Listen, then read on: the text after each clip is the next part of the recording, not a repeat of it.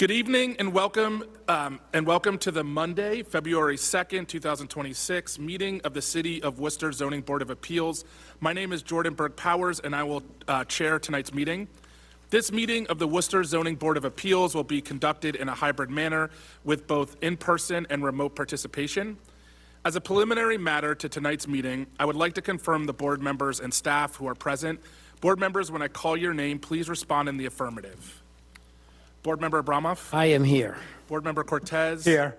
Board Member Barnhagen? Here. Board Member Sacco? Here. Staff Michelle Smith? Present. Amy Beth Lath? Present. And David Horn. Here. Before we start, a few housekeeping notes. Tonight's meeting is being live streamed from the City of Worcester website, and the recording will be available for rebroadcast. This is a public meeting, which means both that it is being recorded and that minutes will be taken and published at a later date. The public may participate remotely by calling 1-669-254-5252. And again, that number is 1-669-254-5252 with access code 160-456-4634 or using the link shown on the screen. Once an item is called, there will be a brief presentation of the item, followed by any additional comments and clarifications from members of the city staff. Then an opportunity for anyone from the public to speak on the item before we proceed to board discussion and action. To manage remote participation during our hybrid meetings and prevent disruptions, all participants are automatically blocked from unmuting themselves, turning on their video, or sending chat messages. For remote participants who like to comment on an item on our agenda, we ask that you use the raise your hand feature in Zoom during the discussion on that item. If you're joined by phone, you can raise your hand by pressing *9. Again, that number is *9 to use your raise your hand function. Staff will then call on members of the public one at a time and give them permission to unmute themselves. If you are joined by phone, you will then be able to unmute yourself by pressing *6. Please note that again, to unmute yourself is *6, to raise your hand is *9. Please note the board appreciates brevity in your comments. To help with the process, we ask all speakers participating in person to use a microphone, make sure it's green, to please clearly identify yourself each time you speak. For the first time you speak, please state your city of town of residence for the record. To help maintain an orderly meeting, please address all comments and questions through the chair, that's me, rather than directly to any of the other speakers or applicants. Applicants should be aware that approvals are generally conditional. Decisions are typically signed by the board at the next meeting and filed with the city clerk the following day, beginning the appeal period. It is the applicant's responsibility to address any conditions of approval, and lack of doing so may result in delays or enforcement. Please contact the planning division with any questions. Any party aggrieved by a decision of the board has the right of appeal under Mass General Laws, Chapter 40A, Section 17. There's one item on our agenda being continued or postponed from tonight's meeting, which I will read through shortly. If you are here on that item, please note that no additional notices will be sent to you before the next meeting. The best thing to do is to call the planning division the day prior to our next meeting to confirm if the item will be heard or postponed that night, as it is not uncommon for items to be postponed multiple times before they are heard by this board. I will suggest, for the purposes of streamlining our meeting, that board member Barnhagen, are you able to make any motions, and that board member Cortez second any such motions? In the event that either member prefers not to do so, I simply ask that you identify another member to do so. All right. We have one item for continuance, 56 Pleasant Street, a request to continue the public hearing to February 23rd, 2026, and extend the constructive grant deadline to March 17th, 2026. Is there a motion?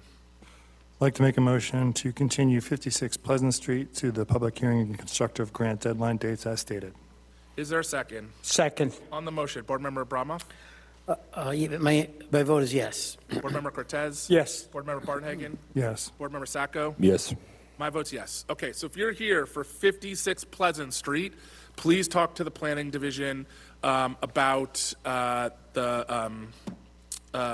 when it will be heard next. Okay, we are going to take an item out of order because there is a request for an interpreter for item number 6, 540 West Boylston Street. If somebody is in need of interpretation, please let us know. Otherwise, we'll ask the applicant to come forward for 540 West Boylston Street.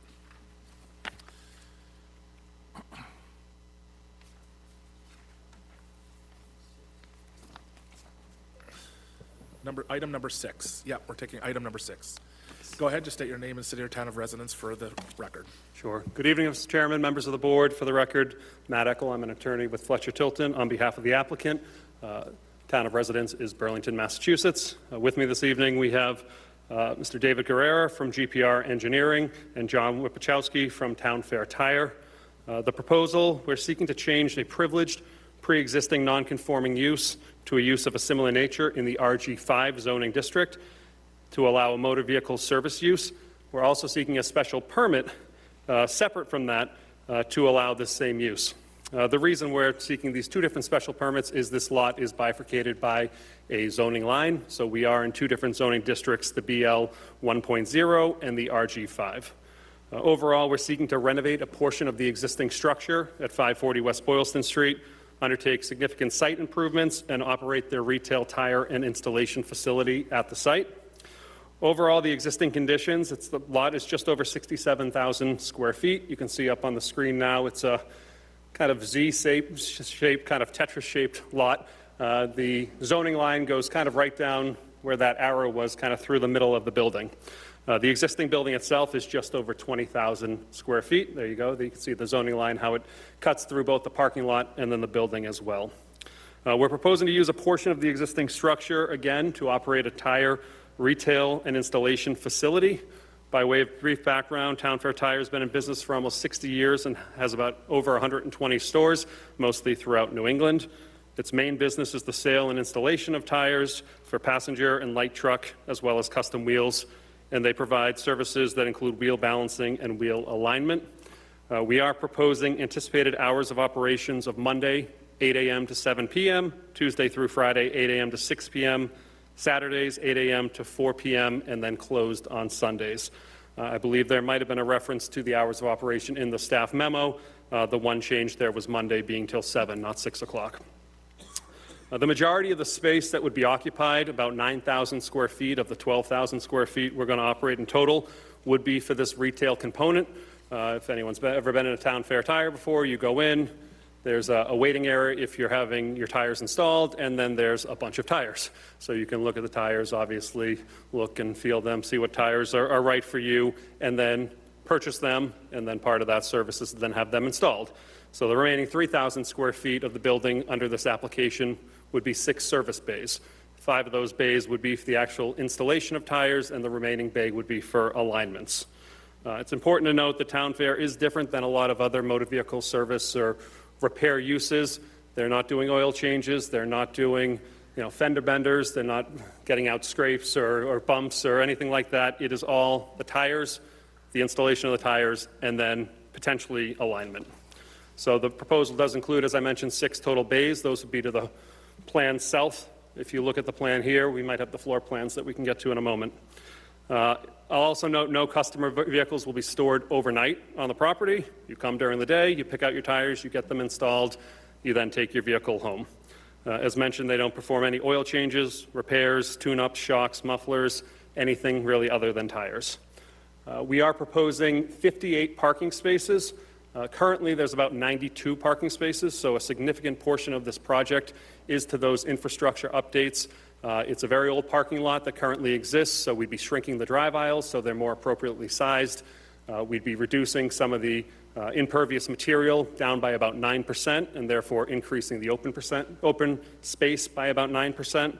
We're also contemplating some other improvements, such as accessibility improvements, to make it more accessible to actually get into the facility itself from the handicap parking spaces that will be provided.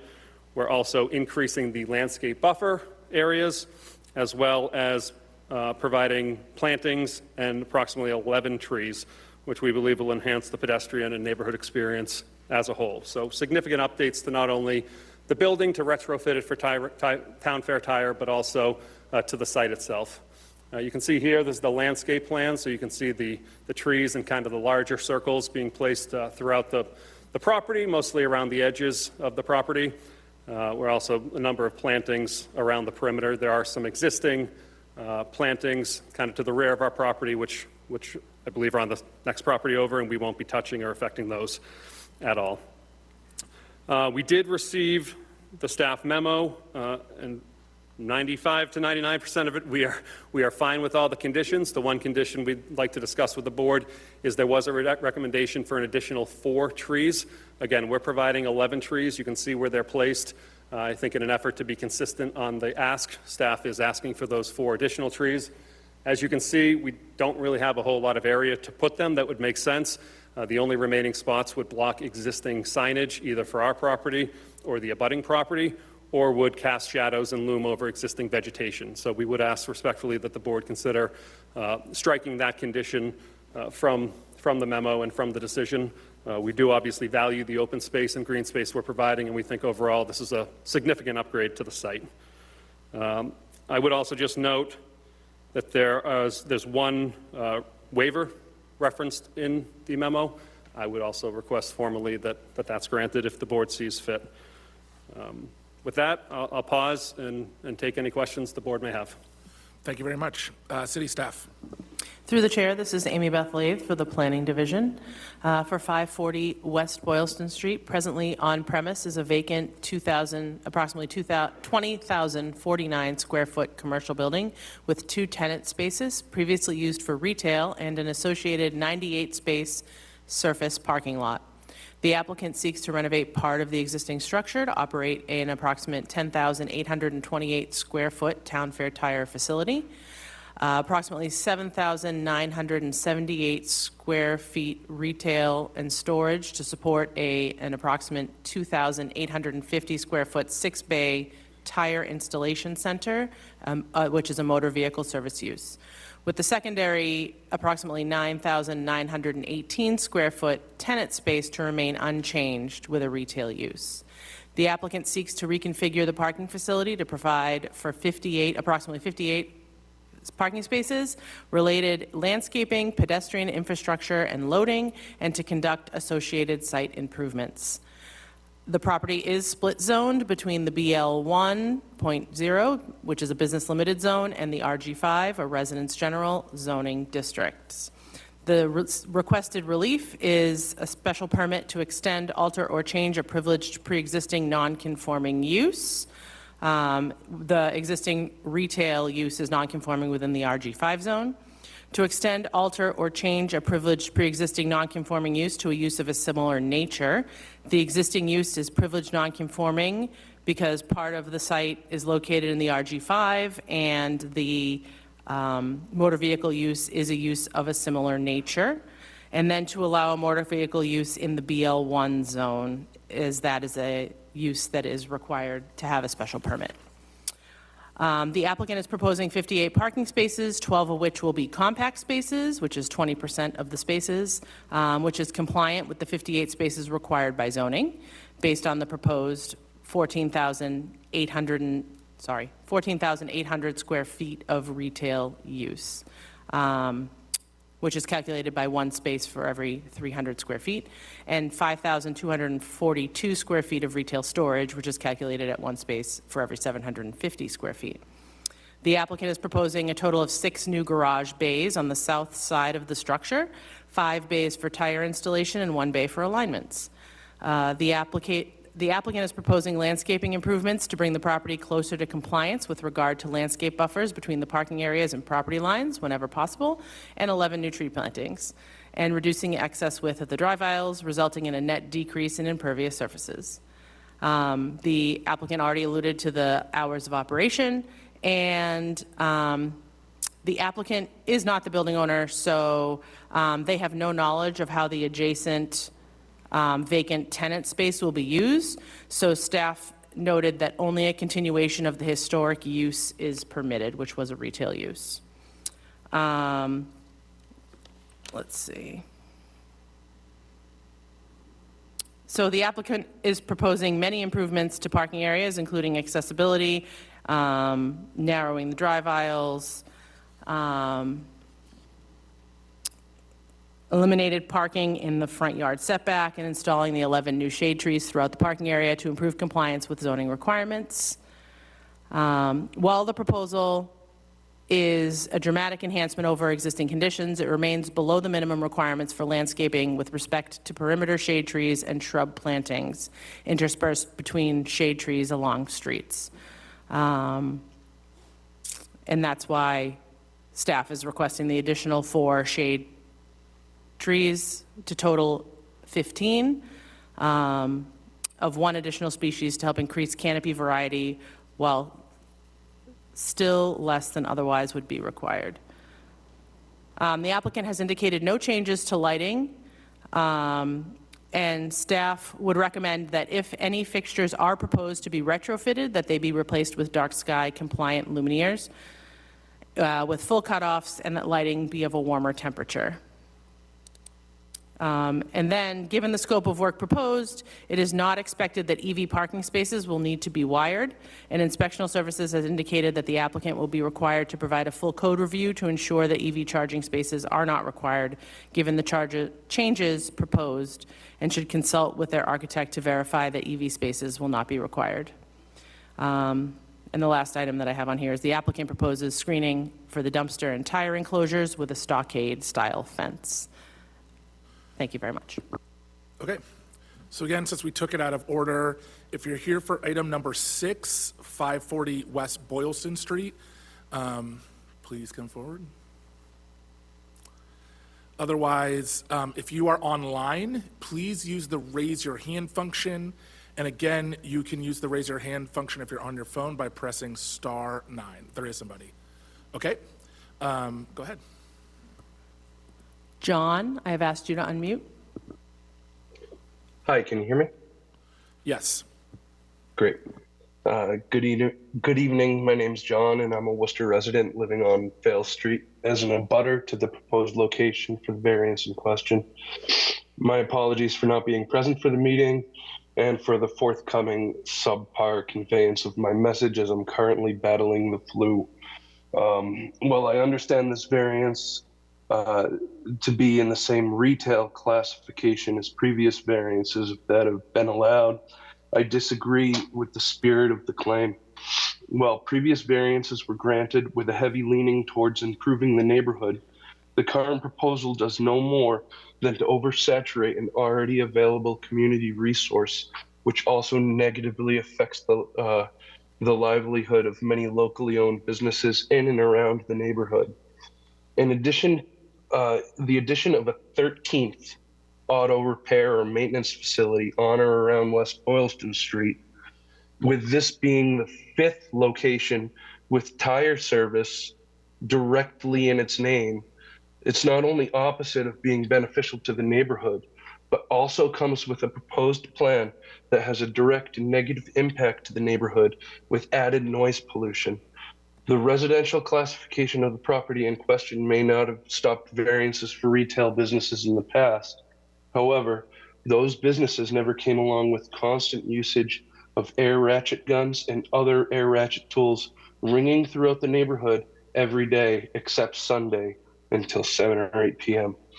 I, like many others nowadays, work from home during the week, and the addition of a business that is already well accounted for in our immediate neighborhood and will add significant noise pollution to the surrounding homes does not and should not qualify within the spirit of previously granted variances.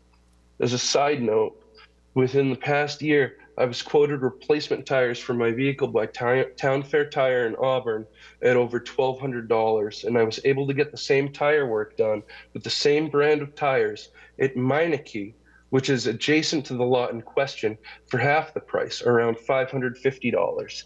This is the same Meineke that the applicant referred to as Midas in their filing, because they have no history in or care to know our neighborhood. After sitting in on many ZBA meetings over the past year and seeing concerns of friends and community members pushed aside by the board in favor of business interests and speculative land developers, I was entertained last meeting when an extended amount of time was spent on whether a convenience store on Cambridge Street could have a service window open during business hours over concerns for neighborhood noise pollution. I hope our neighborhood gets the same respect and discussion that the neighborhood on Cambridge Street received last meeting. In the event that the board feels that this retail establishment, which is motor vehicle service use establishment, meets the same variance considerations as former businesses that sold food, vegetables, and Halloween costumes, I'd ask for the following: that the bay doors be located to the West Boylston Street south side of the west side of the building to reduce noise pollution concerns. Currently, those doors, as proposed, open directly to residential houses that are on Francis Street area and would provide an echoing noise to all houses in the area. Number two, to require the closing of bay doors before the use of any air-powered tools.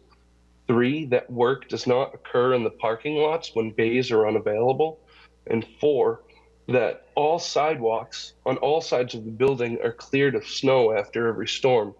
Currently, the Fail Street side of the building sidewalk does not reliably get snow removal, even during this last storm. And although this portion of the building will not be part of the Town Fair Tire, as it hasn't been for the past few businesses, the snow removal still needs to happen if they're going to be part of that building. In closure, retail variances do not equal motor vehicle service use variances, and this should be wholly rejected. However, if it is accepted, like I assume it's going to be, the bay should be moved to the side of the building facing West Boylston Street, and every effort to reduce neighborhood noise pollution should be made. Thank you for your time. Thank you. Is someone else available? There is no one else with their hand raised. I do also want to bring to the board's attention that there was a late received email from an abutter in your packet, just so that you're aware. Yep, from Brian Keeney. All right. If I may respond briefly, Mr. Chair? Yes, please.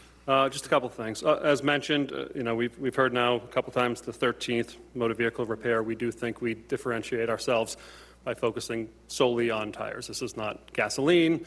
This is not auto repair. It is just service really ancillary to putting on the tires that are purchased at this very location. So we do think we're different. We understand there are a lot that might evidence that it's a good place for it. Obviously, there are some residential neighbors, and we're sensitive to that. And for that reason, we are not proposing any work outside. We are not proposing any overnight parking. All work will take place inside the bays, and the bay doors will be closed. So we are happy to continue to work with the neighbors. We want to mitigate noise. We want to be a good neighbor. Obviously, this is a well-established business that has certain protocols in place to remain a good neighbor. So we understand the concerns. The bays were specifically designed because of some accessibility issues to actually be able to get into the bays. It's not as easy as just turning the whole building. So we did look at this from all angles, but a lot of the parking lot improvements really go well with where the bays are proposed. It's also, as you can see from the plan, the bays are set about halfway into the lot itself. They're not kind of right on the sidewalk. They have plenty of clearance between that and setbacks, and with the protocols and work occurring indoors at all times with doors closed, we're happy to continue to work with neighbors to make sure that noise is not a negative factor. Okay. Not seeing anybody else come up. We'll go to board discussion. This was one of my biggest questions I had about this project as well, was sort of the discussion. I was surprised in the findings to see that it wasn't sort of West Boylston Street that the bays were on. So if you could just talk a little bit more about sort of what are the considerations as to why it's sort of facing the residential space and not sort of the more obviously well-traveled space on West Boylston. And the other piece is, I guess I'll say, is that Town Fair Tire in Auburn definitely most of the time, unless it's like very cold, has the bays doors open. And so what are the ways in which we can, neighbors can ensure that actually this will be operating differently from the sort of other Town Fair tires that people are used to?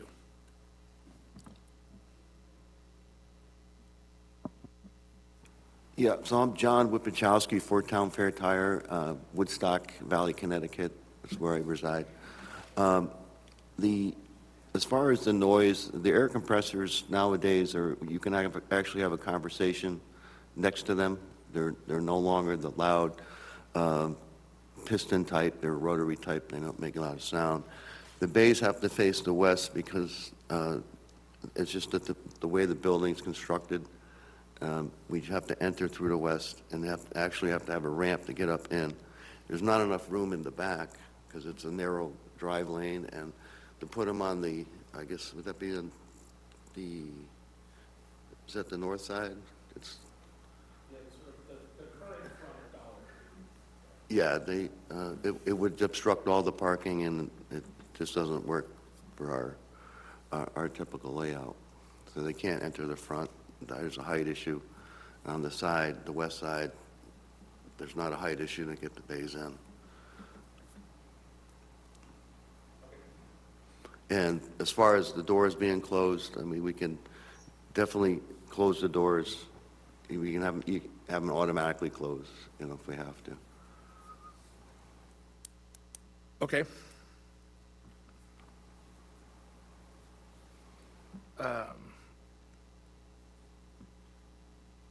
And so the other question I had was sort of around the staff's recommendations for the 4 extra trees.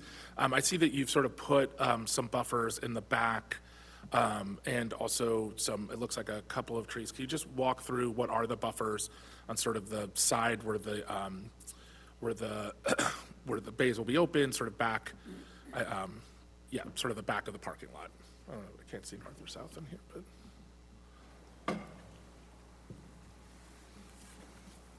Hi, I'm David Guerra from GPR. I was one of the main designers for the project. So, the trees were kind of spread out. We hired a landscape architect to design the plan. He chose native trees that were on the Worcester recommended plan list. There's also an existing arborvitae line on the eastern side. It's kind of shaded, right where the cursor is now. Those are going to remain. It's a proper screen right now, and there's 2 existing trees up by the residential building. We went by the recommended zoning guidelines. We feel that there's not enough space to put the 4 extra trees. They're very spaced out right now. I think if you put in the 4 extra trees along Francis, you kind of run the risk of overcrowding them. These are significant, larger trees when they mature. So, you have an issue of overcrowding, and I don't know if that goes to the aesthetic of what Worcester is intending to for the zoning. In the front, you have the issue of the signage. You really don't want to put trees in front of the signs and block the view of the signs or the storefront, so we decided to go with shrubs. Some low-growing shrubs, and then 2 trees along the Meineke. The trees along Francis, I believe, provides the most mitigation for the heat islands. If we put more trees along Fales, you're going to get shade on Fales Street, which doesn't really make much of a difference for our project site. So, the proposed landscaping plan is a pretty good one that we went with. I think it's, And I would add, though, as you can see from the plan, the majority of the trees are down there on Francis, opposite of the bays, which should, right away, but also in the future, provide some sound mitigation. And the idea, to David's point, is trying to add any more there, although it might at one point provide maybe more of a visual or sound buffer. It's liable that they just be overcrowded. The ordinance calls for 1 tree every 20 to 25 feet, and that's where that number is coming from.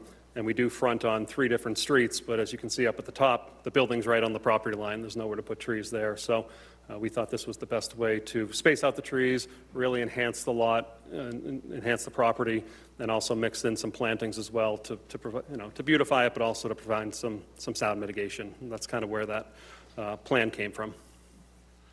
Yeah, I mean, for myself, I'll say when I was out there, I was thinking more where the arborvitaes were. That's why I sort of highlighted that place and just wanted to know what the thoughts were if there was a place where there's an opportunity maybe to add another tree.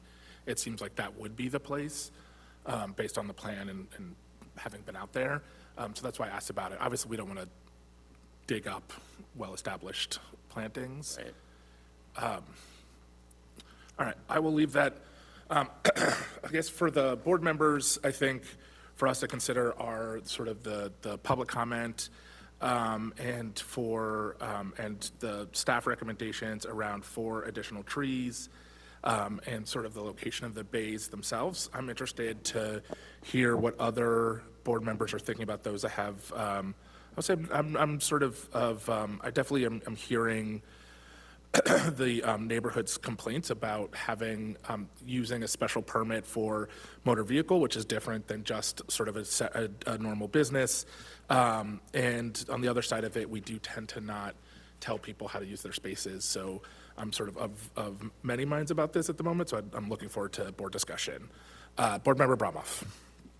Thank you. Through the chair, to the staff, where specifically were you requesting those additional trees go? Was there specific sites you can point to, spots?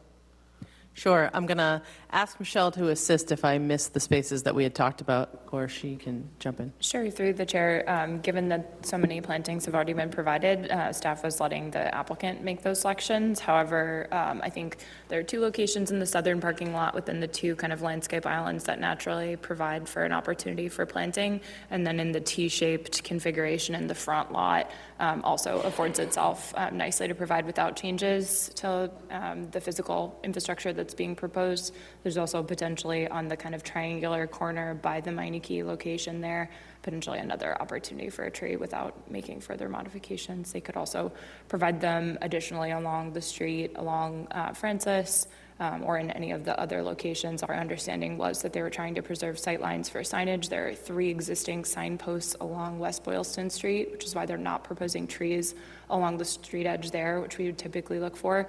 And then similarly, hoping to have signage on the front of the building. So again, I think that's why you're not seeing trees in the parking lot there, to kind of preserve those sightlines. So ultimately, we haven't conditioned it in a way that provides that they have to provide it in a specific location. We've given them the latitude to choose where that would be. Should the applicant or the board want to dictate, you're welcome to do so. That's just not how the condition's written up. And obviously, the applicant's looking for you to strike that condition as well. Okay, just to be clear, so on, I guess it's the south side, the bottom of this, where there's the 2 islands, the gray spot there and then the hatched spot to the right of it, is that where you're recommending possibly for possible? Certainly, we think trees could go in there. Those strips are 5 feet wide, so they should be able to support a tree. And that would help screen it from the neighbors versus reorienting use of the building or the bays to West Boylston Street. I mean, that makes the most sense for commercial use, is that it faces the commercial street, not the residential streets. And I take it you're very much against that, but we're trying to balance the impact on the neighborhood. Let me ask one other question while I'm at this. Is there a access to Francis Street from the parking lot? Am I seeing that correctly? That's correct, yes. And would you be willing to close that off? I think that has to do with the truck traffic coming in and exiting. So it's viable, I think it's viable to the site. Getting back to your trees, back in that little island, would you want trees or arborvitae in that little narrow strip? Right? No, the arrow, right there. There, yeah, there, and You then want- to the right of that, from where I'm looking. So one issue that I'll bring up with that, growing a tree on that island, is there's an existing sewer manhole for the building there. So it would provide an obstruction to the, Okay. a full-grown tree. And there's also the drainage line, so it, that's why I think we were proposing, I believe, ground cover for that little island. So is that why it's grayed out, there's ground cover? Yeah, I Or believe, yeah. arborvitae or something like that? Yeah, the dark hatch is for ground cover. So there is plantings flowers. there? Yes, there is Right. plantings, yes. I don't What have. what about additional plantings along Francis Street? That seems to be, where you most, particularly because of the location of the bays, where you most impact the neighborhood. Yeah, we have no problem putting more trees along Francis Street, and I don't have a problem putting arborvitaes in that little strip. Okay. So, and as far as the conditions, be you willing to condition it on when there's, all the work occurs inside and doors are closed during working hours when, Yeah. except the, ingress and egress of vehicles? Yes, we accept that condition. Okay. And you can't close off that access to Francis Street? No. Doesn't work, okay. So arborvitae or similar plantings on the street? You want something with some height, so I figured I Some wouldn't height. put anything low, just some No, arborvitae. the thing with the arborvitaes, they grow high, Yeah. and also they're, it's still green in the winter. Yep. And they'll block a little of the sound and certainly some of the look. And I don't have an issue, mixing in arborvitaes on Francis Street in between those trees if it, makes sense with, That's what I'm talking about, yeah. Okay. or some yews that grow up, I mean, as much as I miss the Halloween outlet, it's going to be a great improvement to the building. I don't know whether, It's going to be the most trees in a 4-mile square radius. excuse me? The landscaping there is going to be a big, big part in that section. It'll look nice, I hope. All right, I don't have any more questions. Okay. Board Member Cortez. Through the chair. In general, I view this type of a business, Boston Street is, all along the line is all different type of a business. Gas stations, stores, it's a commercial street to me. I'm familiar with Boston Street. What goes there and what really have a negative impact to the community? About traffic, there's already a business there with a similar number of parking spaces. So I don't think that there would be much of a change on traffic there. One of my questions was also the appearance of the base location, which, facing both Boston Street, that I agree with, Nevada there, and basically anyone, here in Shrewsbury, you have an example of the Firestone on Way City Plaza, where they have the plaza on the front and the base are not facing, the side, but you have the car entrances and everything on the back side. So I would consider that I'm not really looking into favor, that the way it is. And I hear you that you probably wouldn't have a problem to change. Please correct me if I'm wrong. To move the location of the bay doors is. The base.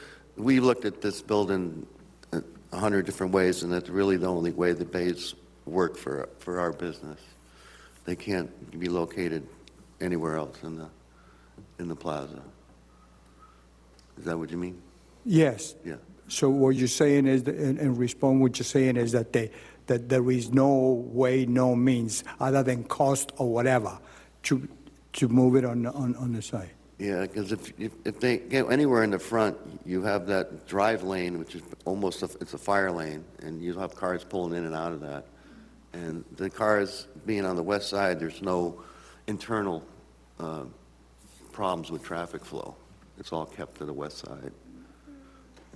Yes, there won't be no problem with traffic, but I'm looking at the image of having in from there, and what I'm trying to find out, what actually is the problem not to have them on the site? So that's the front of the building there, which opposes all the parking. And that's not a good, it's not a good retail operation, because our cars park in the front, you go in the store, and you talk to the salesperson comes out, looks at your car, and then we take the cars and put them around the side and bring them into the side of the bays, which is all kept on the west I'm not side. debating, but what you're saying parking. But if you move it, then of course, parking would have to realign based on what the entrance says. The way it is, you're saying parking, yeah, this is actually how it is right now. But if the bays are moved, parking spaces would have to be actually move accordingly. Well, on the west side, if the entrance was moved to, say, on the west side, the entrance of the store, there's no ADA access because of the, we can't put the bays in the front. They have to, we've got it designed where it's on the side, the west side.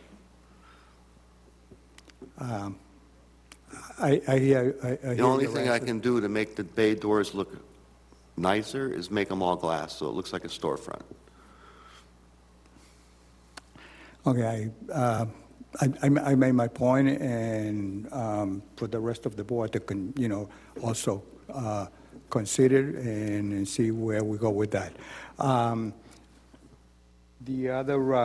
My other question here is regarding parking. Of course, the number of parkings and accessible parkings goes with a table, and you probably already we didn't see where the accessible parkings are, and that's going to be. I'm sure that that's going to be a given, that there would be accessible parkings, designated accessible parking. My question is, where are those?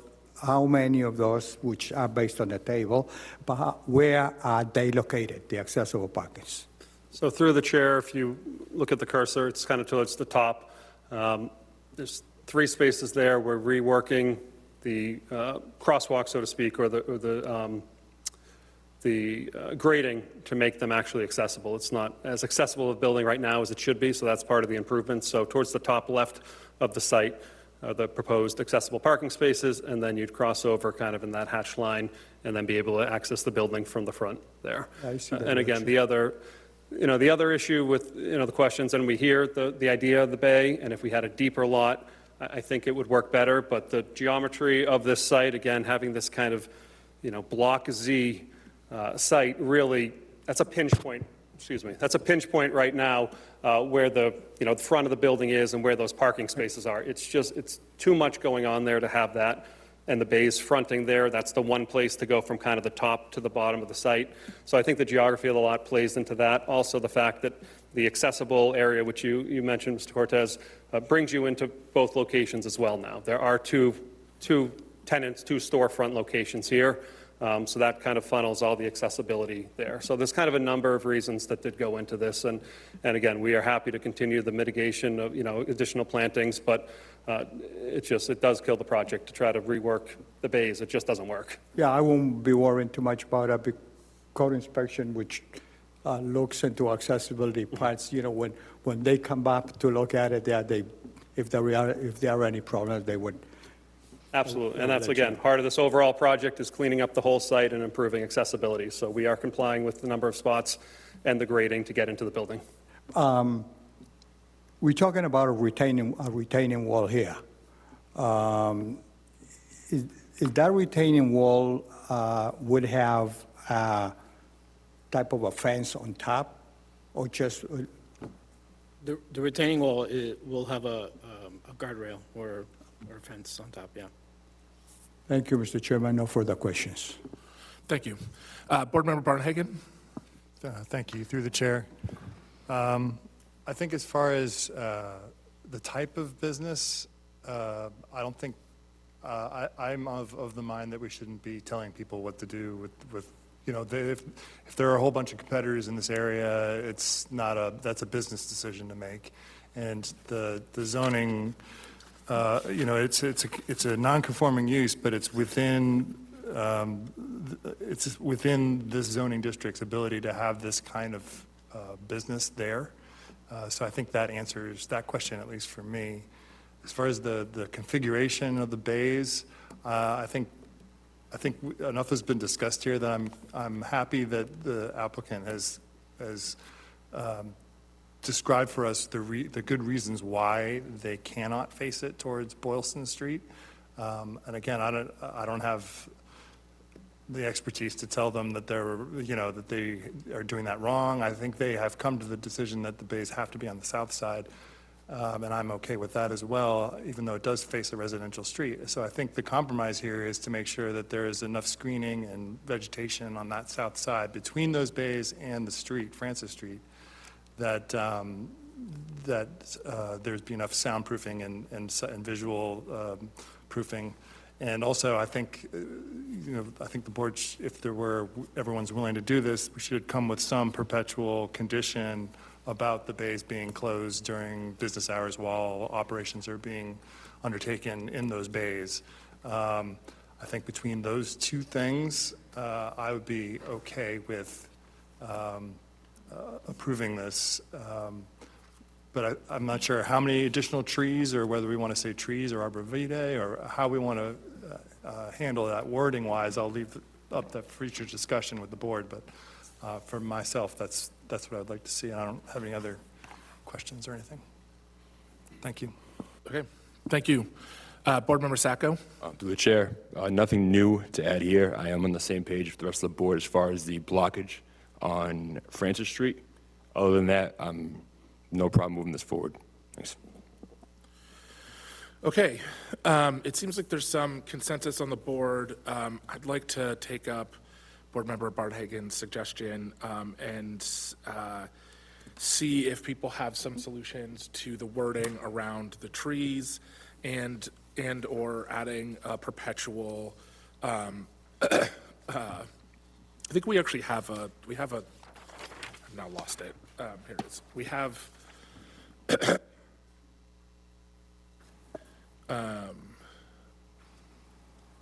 So there's already some. Through the chair? Yes. I have very many suggestions, if you're open to my suggestions. I'm taking suggestions. Okay, Please, go great. ahead. Let's see. So the first one, the automotive service shall be limited to service along, there shall be no motor vehicle, shall be limited to service alignments, and there shall be no motor vehicle service repair/display, if that was the concern, that there was going to be additional motor vehicle services happening.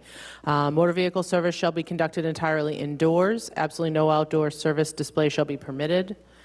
Garage doors, these are all bullets. Garage door bays shall remain closed at all times, except as necessary to allow cars to enter and exit bays in order to limit noise effects on the neighborhood. Next bullet, hours of operations shall be limited to those specified by the applicant. Operations outside of those hours shall not be permitted. Something else that was discussed, another bullet, was that garage bay doors shall be fully glazed to improve aesthetics on Francis Street.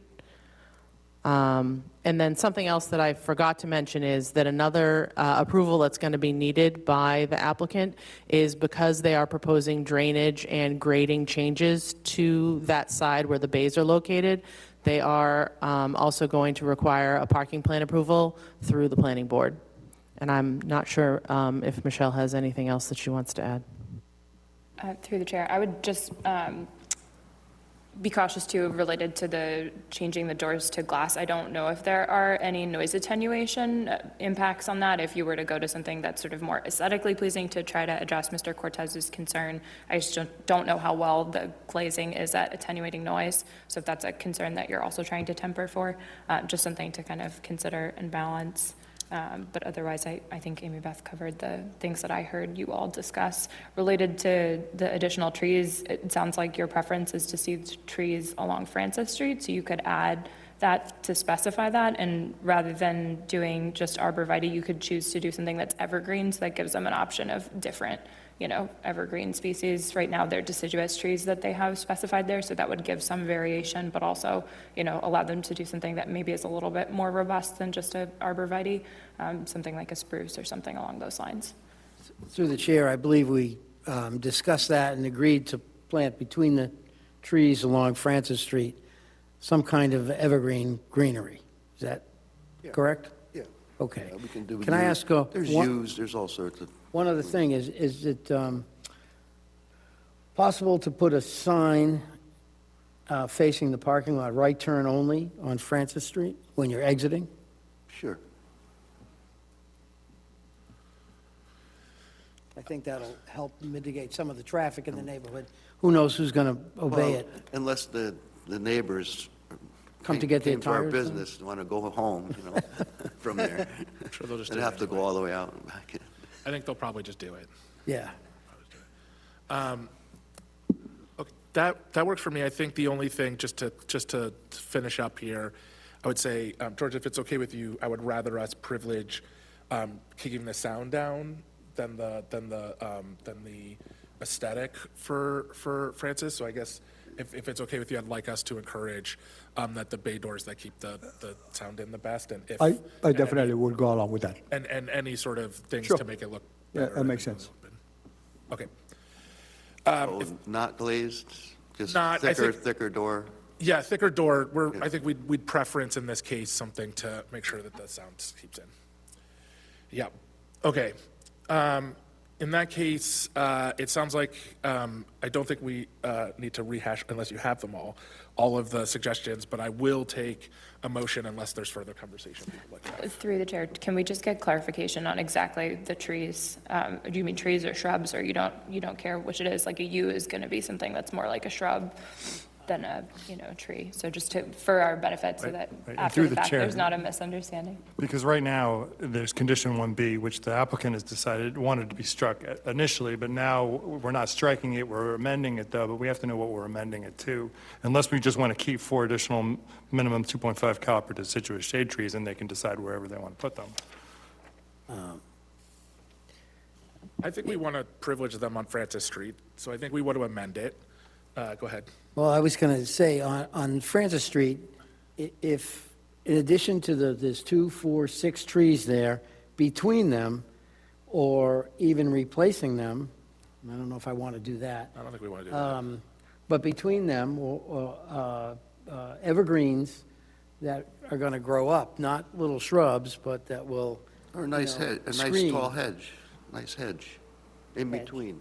Right. Those are always nice. Are we talking a tree or a hedge? Because they are different. So that's what I think Well, the between the core trees- misunderstanding that I want to make sure. Between the- Trees and hedge, I'm they thinking we're run talking together. trees and a hedge. Trees and a hedge. Yeah. Okay, so everyone understands that. So, Okay. but in between, I don't think you're saying adding more trees. You're saying in between In the between. 6. So no. So the answer is to keep the 6 there and have hedges in between. Hedges, not trees. Yeah. Okay.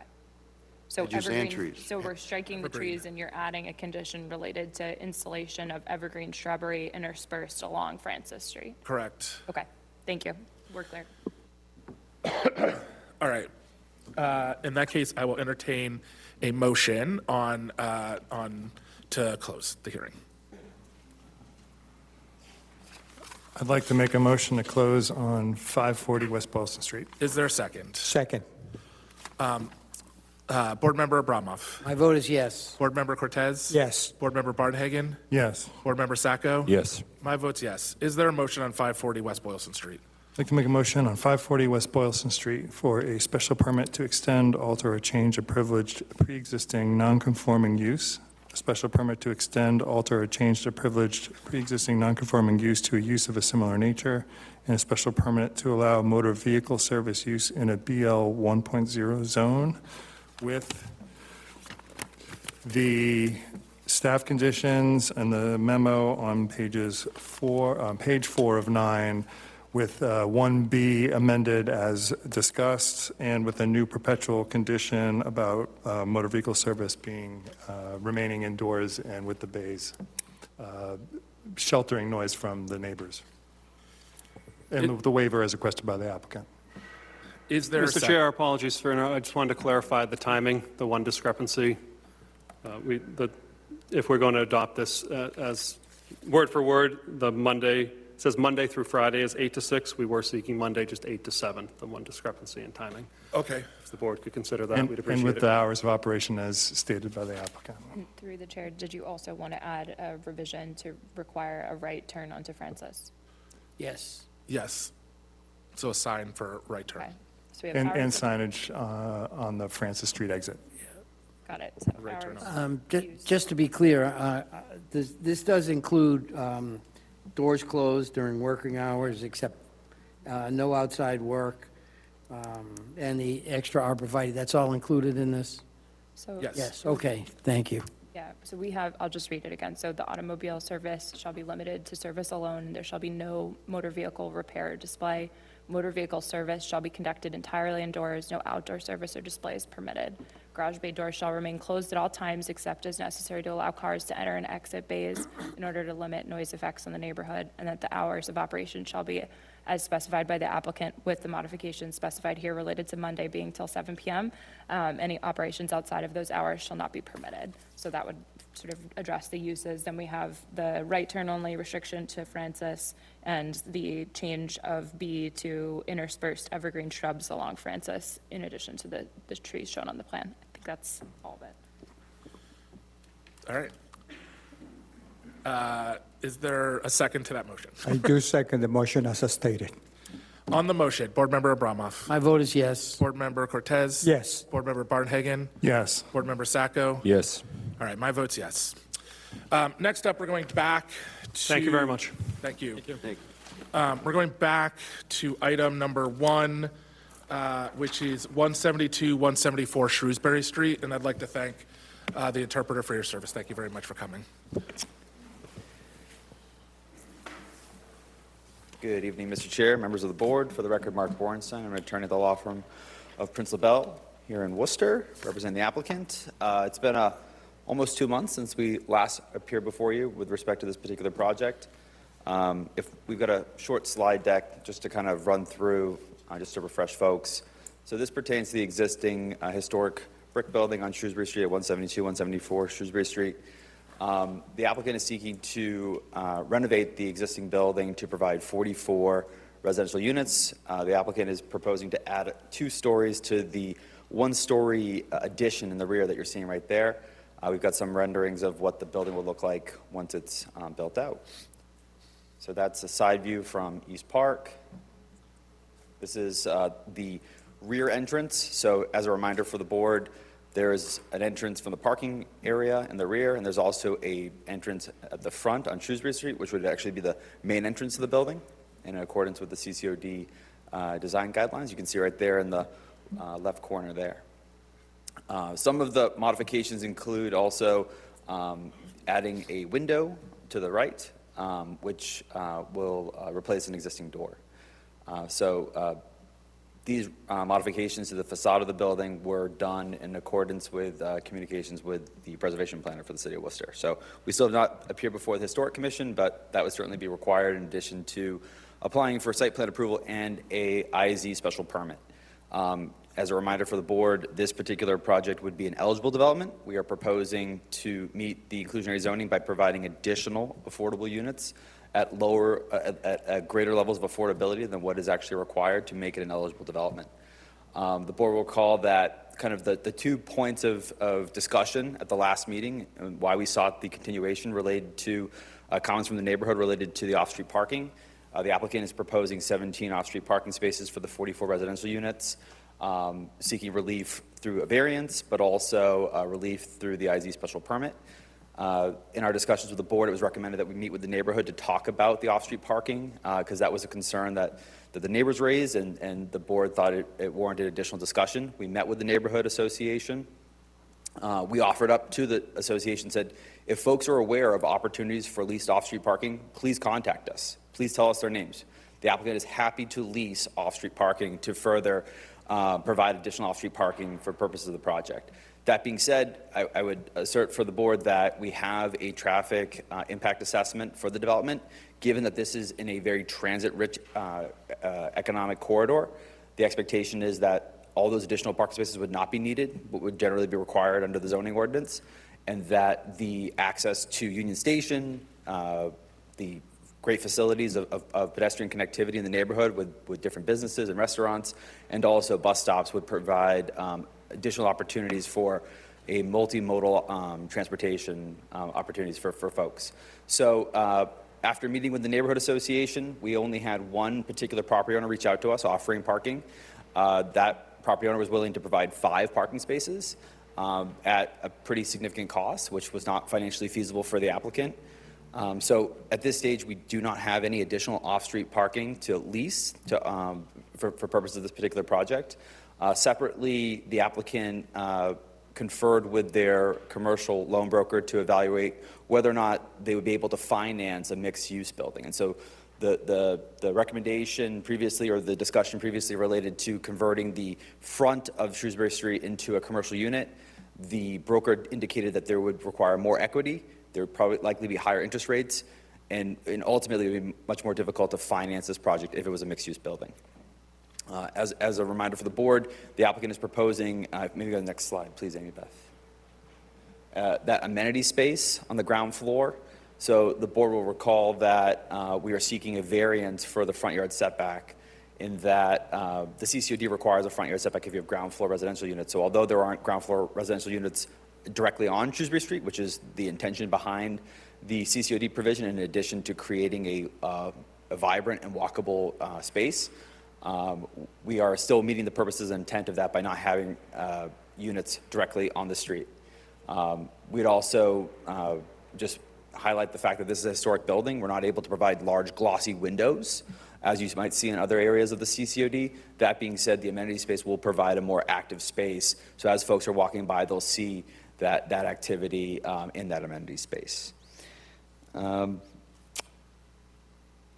with that, I'm happy to answer any questions the board may have based on the discussions that we had with the neighborhood. This is an aerial of Shrewsbury Street, and you can see that most of the areas there are occupied by buildings. Many of the buildings don't have off-street parking. That's a common trait in the Shrewsbury Street neighborhood. But with that, yeah, happy to answer any questions the board may have. City staff. Through the chair, so this application was heard in front of the board back on December 8th, and it was continued to allow for the applicant to have a community meeting in response to board comments and community member concerns that were expressed at that hearing. The concerns primarily related to the amount of parking that was provided, access to the site, as well as a question about the feasibility of the commercial unit along Shrewsbury Street. It's just a reminder in terms of what's in front of you, variance this evening for 10 parking spaces from the 27 space requirement. And then to have essentially 59% compact spaces on the property of the 17 spaces that they are proposing to provide for the 44 residential units that are proposed. And then again, related to the front yard setback, even though it's an existing building, once that use gets converted and has ground floor residential, regardless of where on the first floor those residential uses are, there's a requirement for a variance for that if they're not able to provide that. The alternative to that is that the entire first floor would be commercial space. So even if they were able to convert that front space into commercial, they would still need that variance. So just want to clarify that. Obviously, you heard the applicant indicate they're proposing to have kind of amenity active space there, and then they do have a direct entry into the residential component from that location on Shrewsbury Street as well.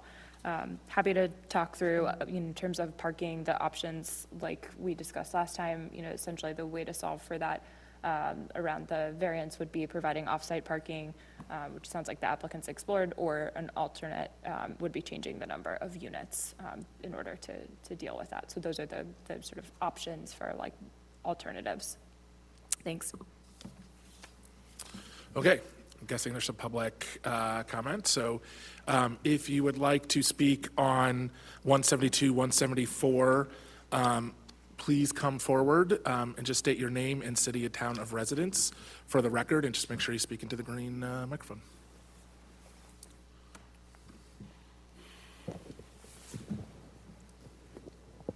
Anthony Petroni, Worcester. I'm coming here before the board, Mr. Chairman, wearing two hats. One is I'm the president of the Joe DiMaggio Little League I had called in a couple months ago. And that league has been in existence for over 30 years, servicing boys and girls ages 5 to 12. Many may remember, it was in the newspaper, they took the old Lady of Mount Carmel Church property, private development came in, built numerous units at Alter on the Row, mind you, which is currently still, I think, has 30% vacancy, just keeping that in mind. But I come here to let you know that the concern that we have, and I also, the other hat, I should say, is I own 5 Rizzo Court, which abuts the property in question, is the parking lot that the city has made for public park use is concerning because it is Rizzo Court is a private way. So that 30-unit parking spot is going to be used now that we only have one field with lights. That field is going to be used 7 days a week and at night. Flipping back, because I live in the neighborhood and have property in the neighborhood, the first floor of the building in question had a restaurant, a very vibrant restaurant called Anthony's. And before that, it was called East Park Grill. The back parking lot to this property would get filled immediately. So where did everyone park? The closest place, on Rizzo Court, which there was no parking lot. So just imagine living there, and my property does not have a parking, any driveway. The one next to me, 3 does. But I think I had mentioned before, between both properties, there's 12 cars that live there. So that's just 12 cars. Now, I could show you pictures of the storm we have and let you know how awful it is to just for these people to live there. But putting aside, my concern mainly, Mr. Chairman, is the fact that we don't have enough parking. And what assurances are we going to have when the parents come to park in the parking lot and not be filled? Because public parks close at 10 o'clock. We have numerous parks in the city, and we do have park security, but it's not enforceable. If you live off of Bell Hill, and part of my league is at Bell Pond, we draw kids from there, right across where Bell Pond is, that's public property. But all the residents park there.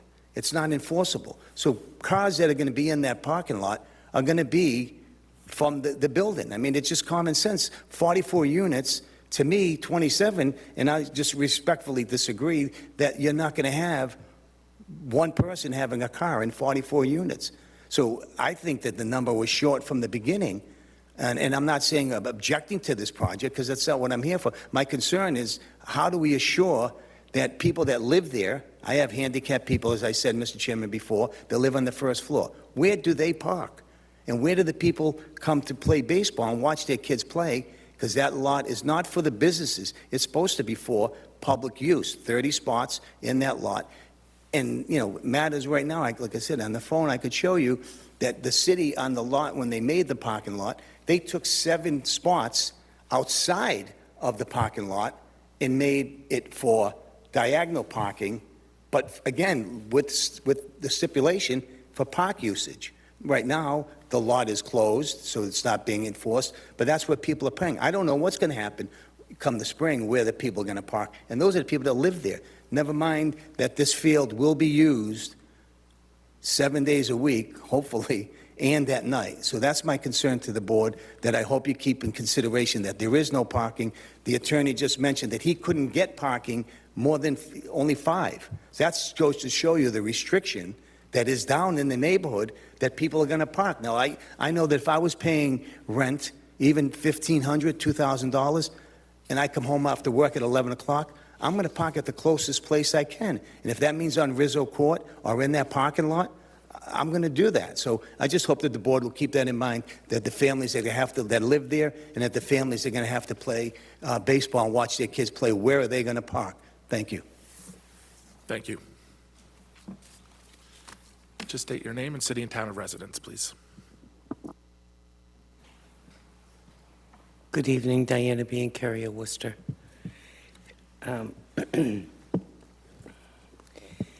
Couple of concerns I have with this. I don't own property and I don't own a restaurant, but I've lived there all my life. I walk pretty much sometimes twice a day up and down Shrewsbury Street. And it was great with the snowstorm. It looked beautiful, with the exception of the fact that I went by purposely to take pictures with my vehicle so we could see what it actually looked like during a snowstorm. We live in New England. No matter how we look at this, there's going to be snow. There's going to be less parking than we have access during the summer. Never mind the fact that we've waited as residents for a number of years to look at what happened with our Joe DiMaggio Baseball League and not having something for the kids. And now we finally have it, and we're not going to have any place to have the parents park. We can talk about bus transportation, but let's face it, it's extremely limited. It's certainly something that the council has discussed a number of times. It's not as though we have a bus coming up and down Shrewsbury Street every 5 minutes. The fact that we are looking forward to the baseball field being open and having access for our kids in our neighborhood and other neighborhoods certainly is beneficial to everyone. And we did have a meeting. We had one meeting. And I found it ironic that during this one meeting, there were no suggestions on what they planned on doing when they were looking at this project. They didn't come in with any suggestions except for asking us, restaurant owners, residents, and the neighborhood association for ideas on where people were going to park. They were looking for us to look for their parking lot. I was just a little curious if we were going to get paid, if we were the realtor and they weren't the person that was doing that, but that's what occurred. So it wasn't a meeting where it was beneficial to have a discussion because there was no discussion. We explained what we were concerned with, and they said, well, you probably can help us look for parking spaces. And that's not what happens, and that's not how it's been done in prior years, because we certainly have other housing that has been built, and we could go down Shrewsbury Street and see those places, and there is parking. I would say that when I look at this, I have a number of issues, but my biggest concern is that there's no justification to ignore that the existing residents and businesses that are there are important. We can't ignore who already is there. We can't say you're going to park on the side roads. We have a number of restaurants. Thank goodness they employ a number of people, not only in our area, but throughout the city and surrounding towns. And they're beneficial to everyone. So with the stroke of a pen, a vote that would ignore the fact that we already have some issues, and it was extremely evident with the snowstorm. And we can say, well, it was one snowstorm. We live in New England. There's going to be several snowstorms. We also have to take into consideration that when we have heavy rains, the other 3 seasons, even in the winter, we have areas on Shrewsbury Street that flood. So there's other areas on Shrewsbury Street where you cannot park a car at all. Because if it's going to rain, your car is going to have water up and over its tires. So we still have existing flood areas. As much work as the city has done and DPW has made some improvements, we still have problems with that. So that limits what we have for parking also. But when I look at this, I go back to a stroke of a pen, a vote that ignores the issues that we are looking at and that we are interested in. We're not saying no housing. What we're saying is make it so it is conducive to the neighborhood, so that the constituents that live there, the people who are renting, the people who own property, the people who are running businesses still have opportunities, and they count. They matter, because that's what we look forward to. That's what we work towards. In the last part of this, I'll end with, as we look to say we are looking for additional housing, I can't imagine that we are actually saying 44, proposal of 44 with 17 parking spaces, and not taking into consideration that that would probably be the impossibility of what we're looking at. Because even if you are remotely working, you are still at some point going to the grocery store, you are still looking at traveling, which indicates to me, yes, I can ride a bicycle to wherever I'm going, but that's not going to be that often either, because I go back to, it's nighttime, it's cold, it's New England, so they're going to have vehicles. And I ask you that you take into consideration the existing residents that are there, the businesses that are there, and that's what keeps us going. Thank you. Thank you. We'll take one more in person, and then we'll go, Amy Beth, to see if anybody would like. So if you're online while the person comes forward, just use the raise your hand function or press *9 to raise your hand. And thank you so much. Steve Germain, resident of Worcester. I represent the property that abuts at 170 Shrewsbury Street. We've been there since 1954. The building next door has always been commercial. There's been mentioned various restaurants, other businesses. Parking, again, is always a problem.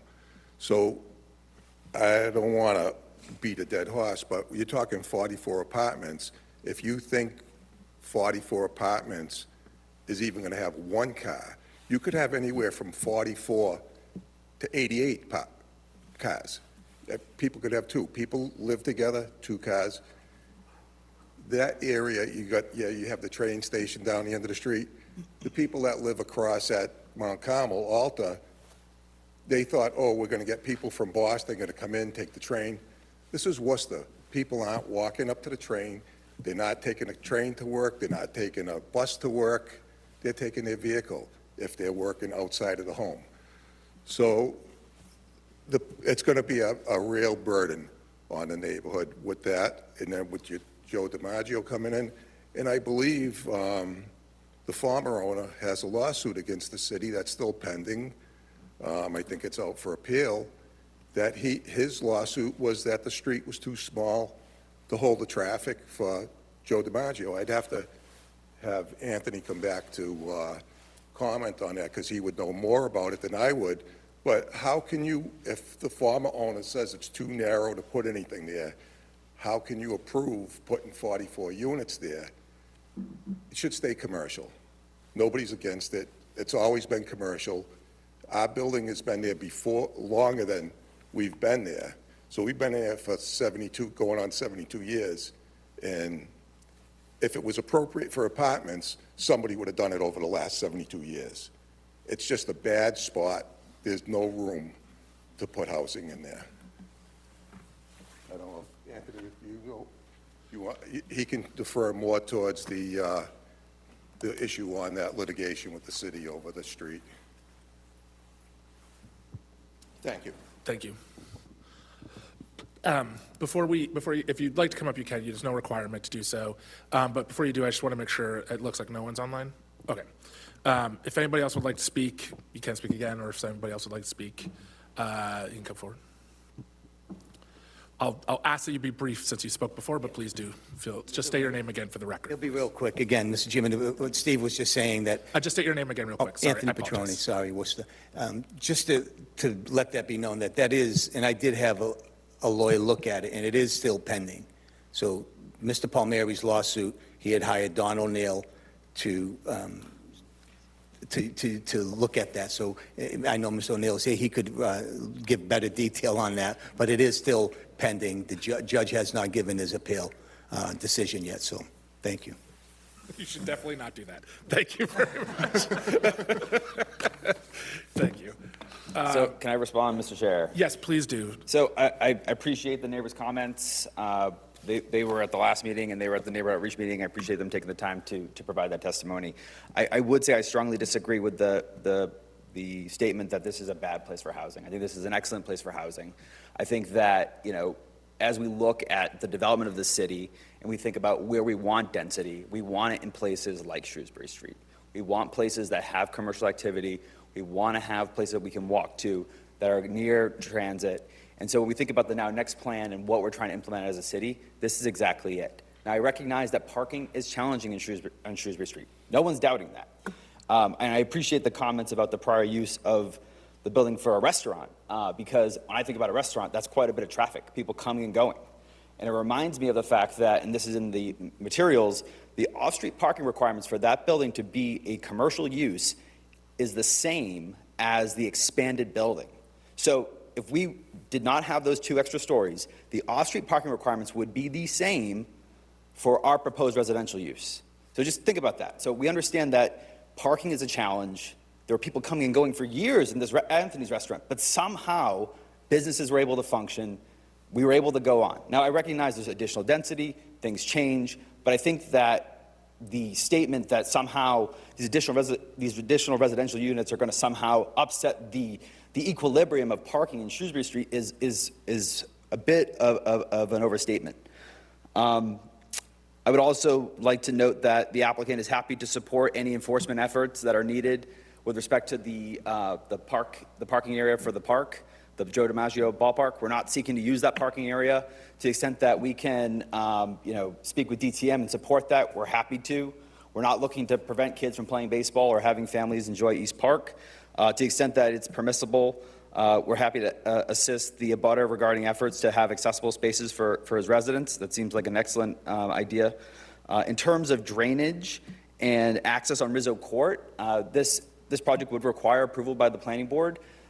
We had an IRT meeting. There were some discussions with fire about Rizzo Court. We have a circulation plan that was submitted with the planning board materials that shows an emergency apparatus being able to enter and exit the back of the property. I would just remind the board that we're not proposing any site modifications to this parking area. This parking area is existing. It existed when it was a restaurant, when it was a commercial use. We're just seeking to convert the interior use and add some additional residential units. So I would also just like to remind the board that we are providing affordable units in this particular building, which will have some units at 60% AMI. We want to have a more inclusive and equitable city, and I think this will be a great opportunity to add that to Shrewsbury Street, which those affordable units tend to have a lower demand for off-street parking. So with that, I'm happy to answer any questions the board may have. Okay, we'll go to board comments, and then we'll move from there and see Through the if there's chair, any. we do have somebody with their hand raised now. Okay, great. I apologize. Yes, no, please let the person go. Rob, I'm going to ask you to unmute. Hi, can you hear me? Yes. Hi, everyone. Councilor, District 2 Councilor Robert Bellata. I was just, understanding the concerns of the neighborhood, and I think it would be great to have more housing on Shrewsbury Street. It seems like, that building would be a great fit for housing, and understanding that there have already been lots of businesses in there that have, parking coming and going. But I do understand the concerns of the folks in the neighborhood. I was just curious, and I believe, would there be any options to eliminate any housing or apartments on that front, facing Shrewsbury Street, and keep that as commercial? I apologize if this has already been discussed, but was just curious if that would be a way to kind of ease worries about parking while also, moving forward with the project, and also, keeping that commercial feel on Shrewsbury Street. Is that possible or in the works at all? Thank you. Through me, the applicant, please. Yep, through the chair. So Councilor, what we're proposing is to make that front area an amenity space, not an actual residential unit itself. So the front will include an amenity space and bike storage. We're proposing 24 interior and 24 exterior bike storage spaces. So they'll give folks an opportunity to bike to and from the property as well, in addition to the bus service, the walkability, and Union Station. So unfortunately, there isn't an opportunity to remove a unit in the front. We've already removed that unit, and we're proposing an amenity space in lieu of a commercial unit.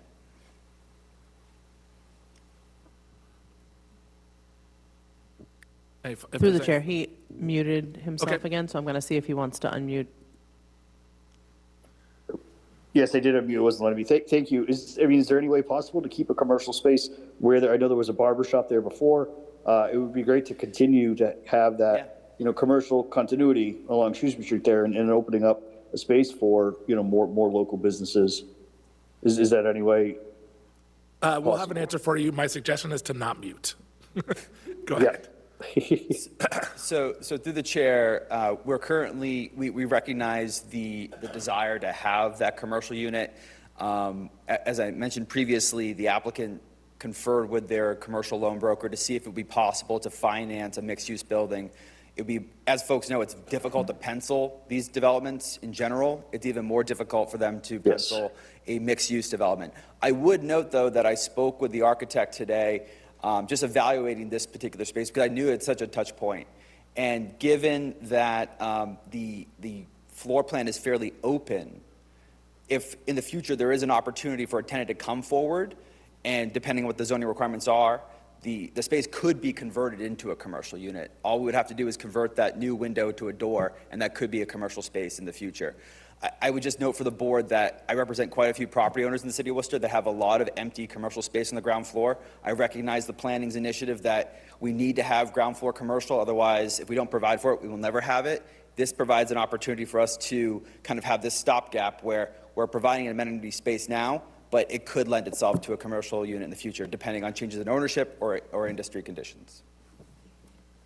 Okay, thank you. But I do want to note too, just in regards to the parking, I know Worcester Research Bureau put out a report either last year or the year before about parking and pointed that a lot of renters tend to have, renter households have one car or fewer. So I hope some of that information might alleviate some parking concerns, but this building does really align with the Worcester Now Next priorities and density in our neighborhoods and housing. And I think the housing obviously will help local businesses and through patronage and really create more density in the neighborhood. I certainly appreciate the boards and the building and the representative to work through this with the community. But I do think it's a value add for the neighborhood. So just, but I understand the parking concerns. So thank you. All right. Is anybody else online? Okay, we're going to go forward with board discussion.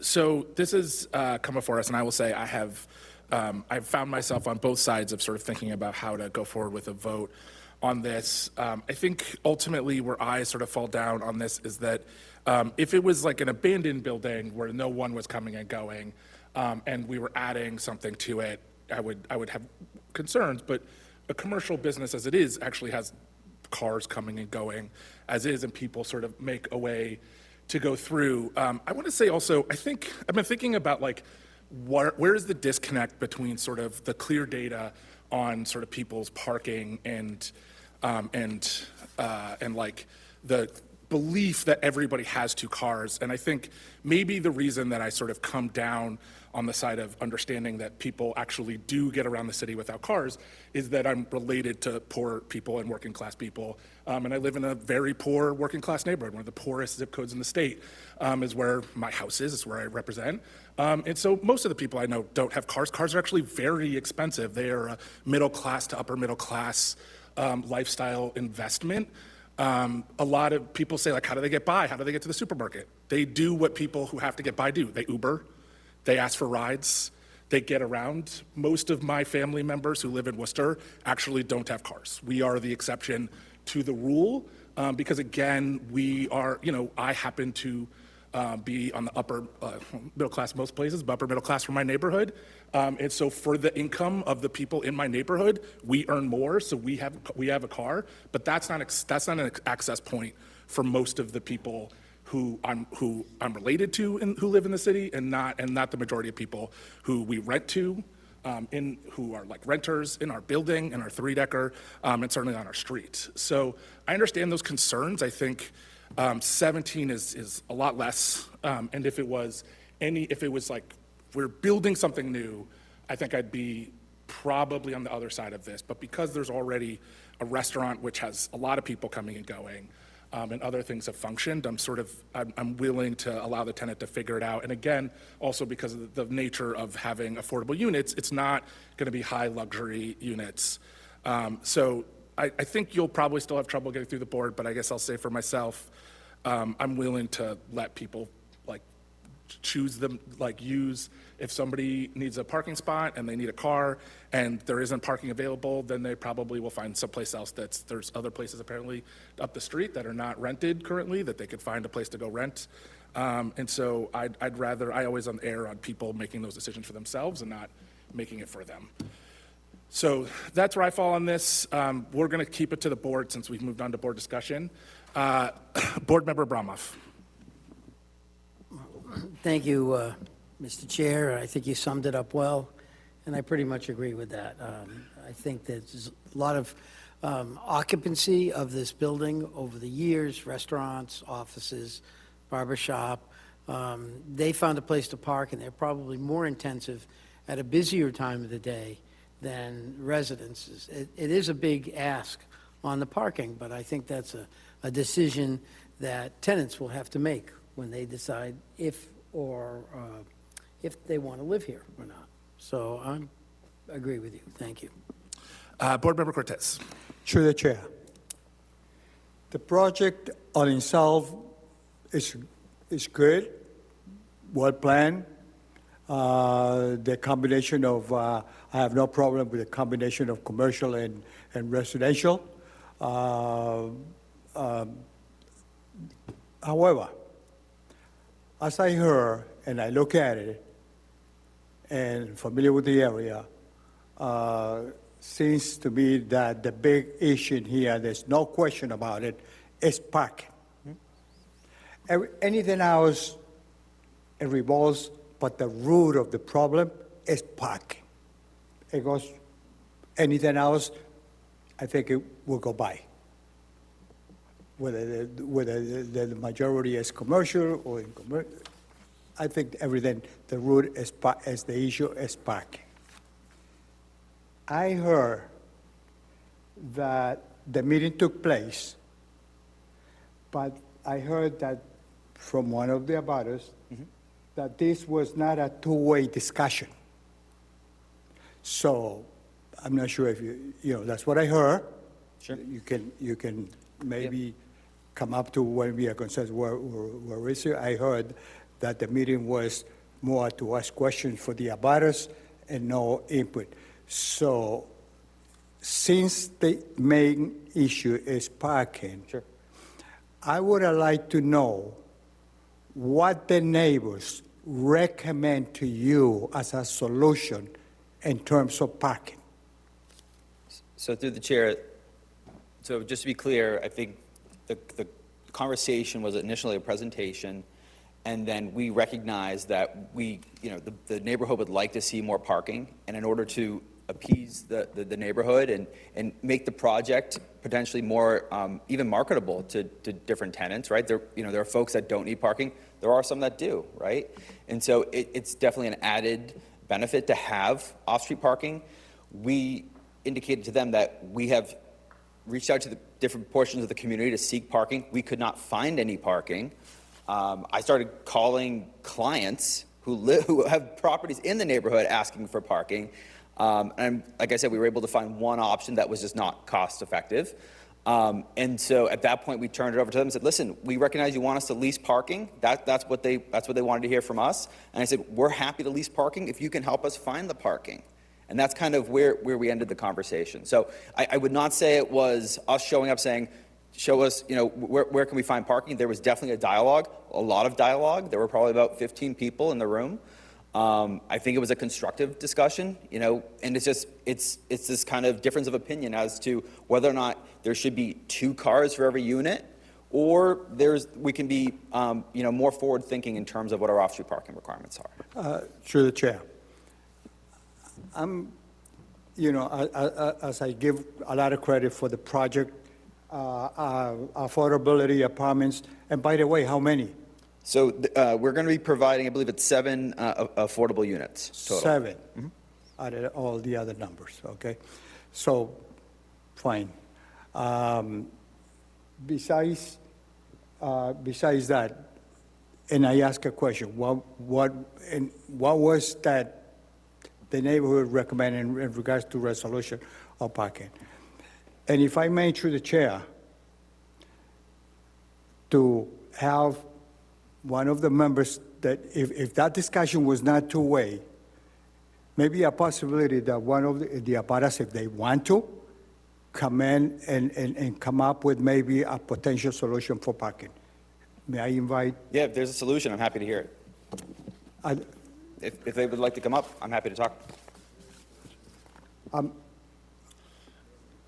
If you, sorry, just for the record, for the law, if you have something that you have to just speak in, but the chair will open back up public conversation. And if you can, just please, for the record, state your name again for the record, if you'd like to say something. And the reason is because I'm in the middle in here. I understand. Because it is a good, it's a good thing. I'm providing housing and wish that we need it. It's good parts in here, but I'm looking at, being in the recognize. middle, what would be the best here? I know, again, back to parking.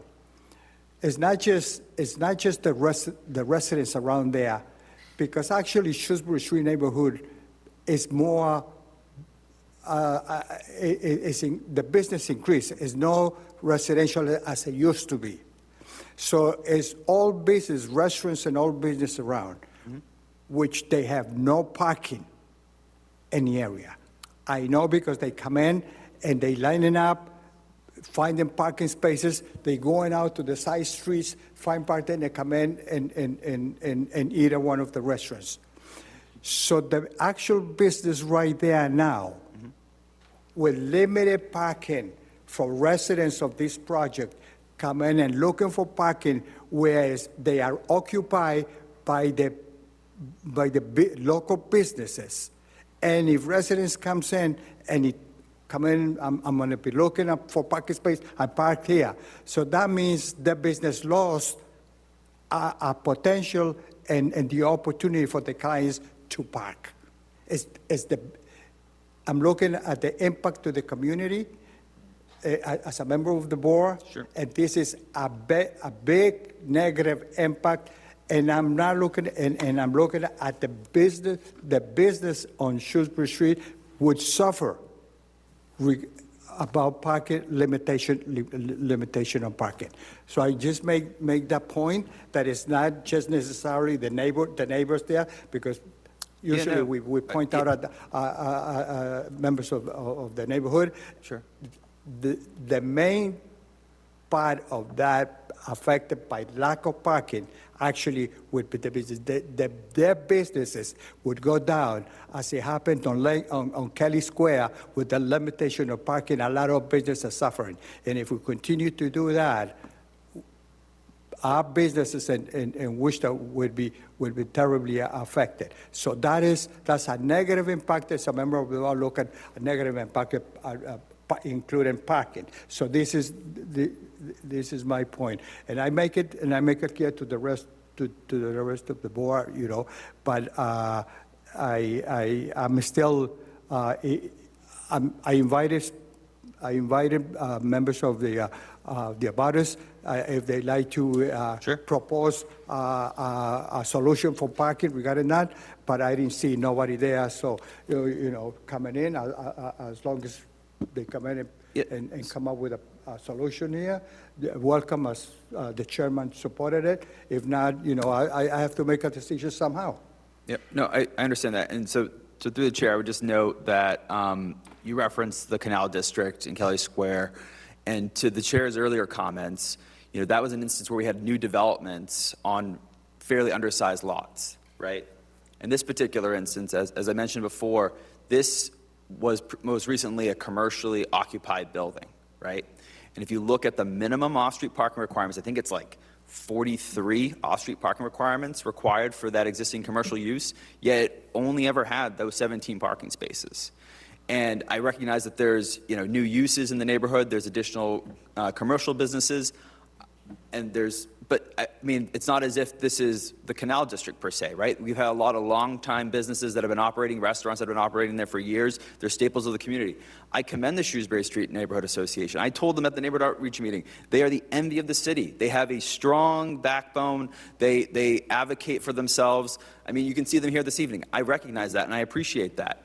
But what I'm saying is this was previously fully commercial, we're adding residential, it's a different type of use, but the minimum off-street parking requirements, which is how we assess what the minimum requirements needs are for development, are effectively the same if we were to make these renovations and add those additional additions.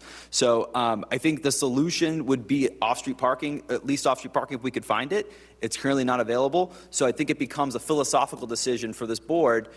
Do we allow a project that's compact, dense, in a walkable commercial area go forward, or do we, do we have to, put it aside? And so I think this is a benefit to the neighborhood, as the councilor noted, and I would hopefully request that the board members approve this application, these applications.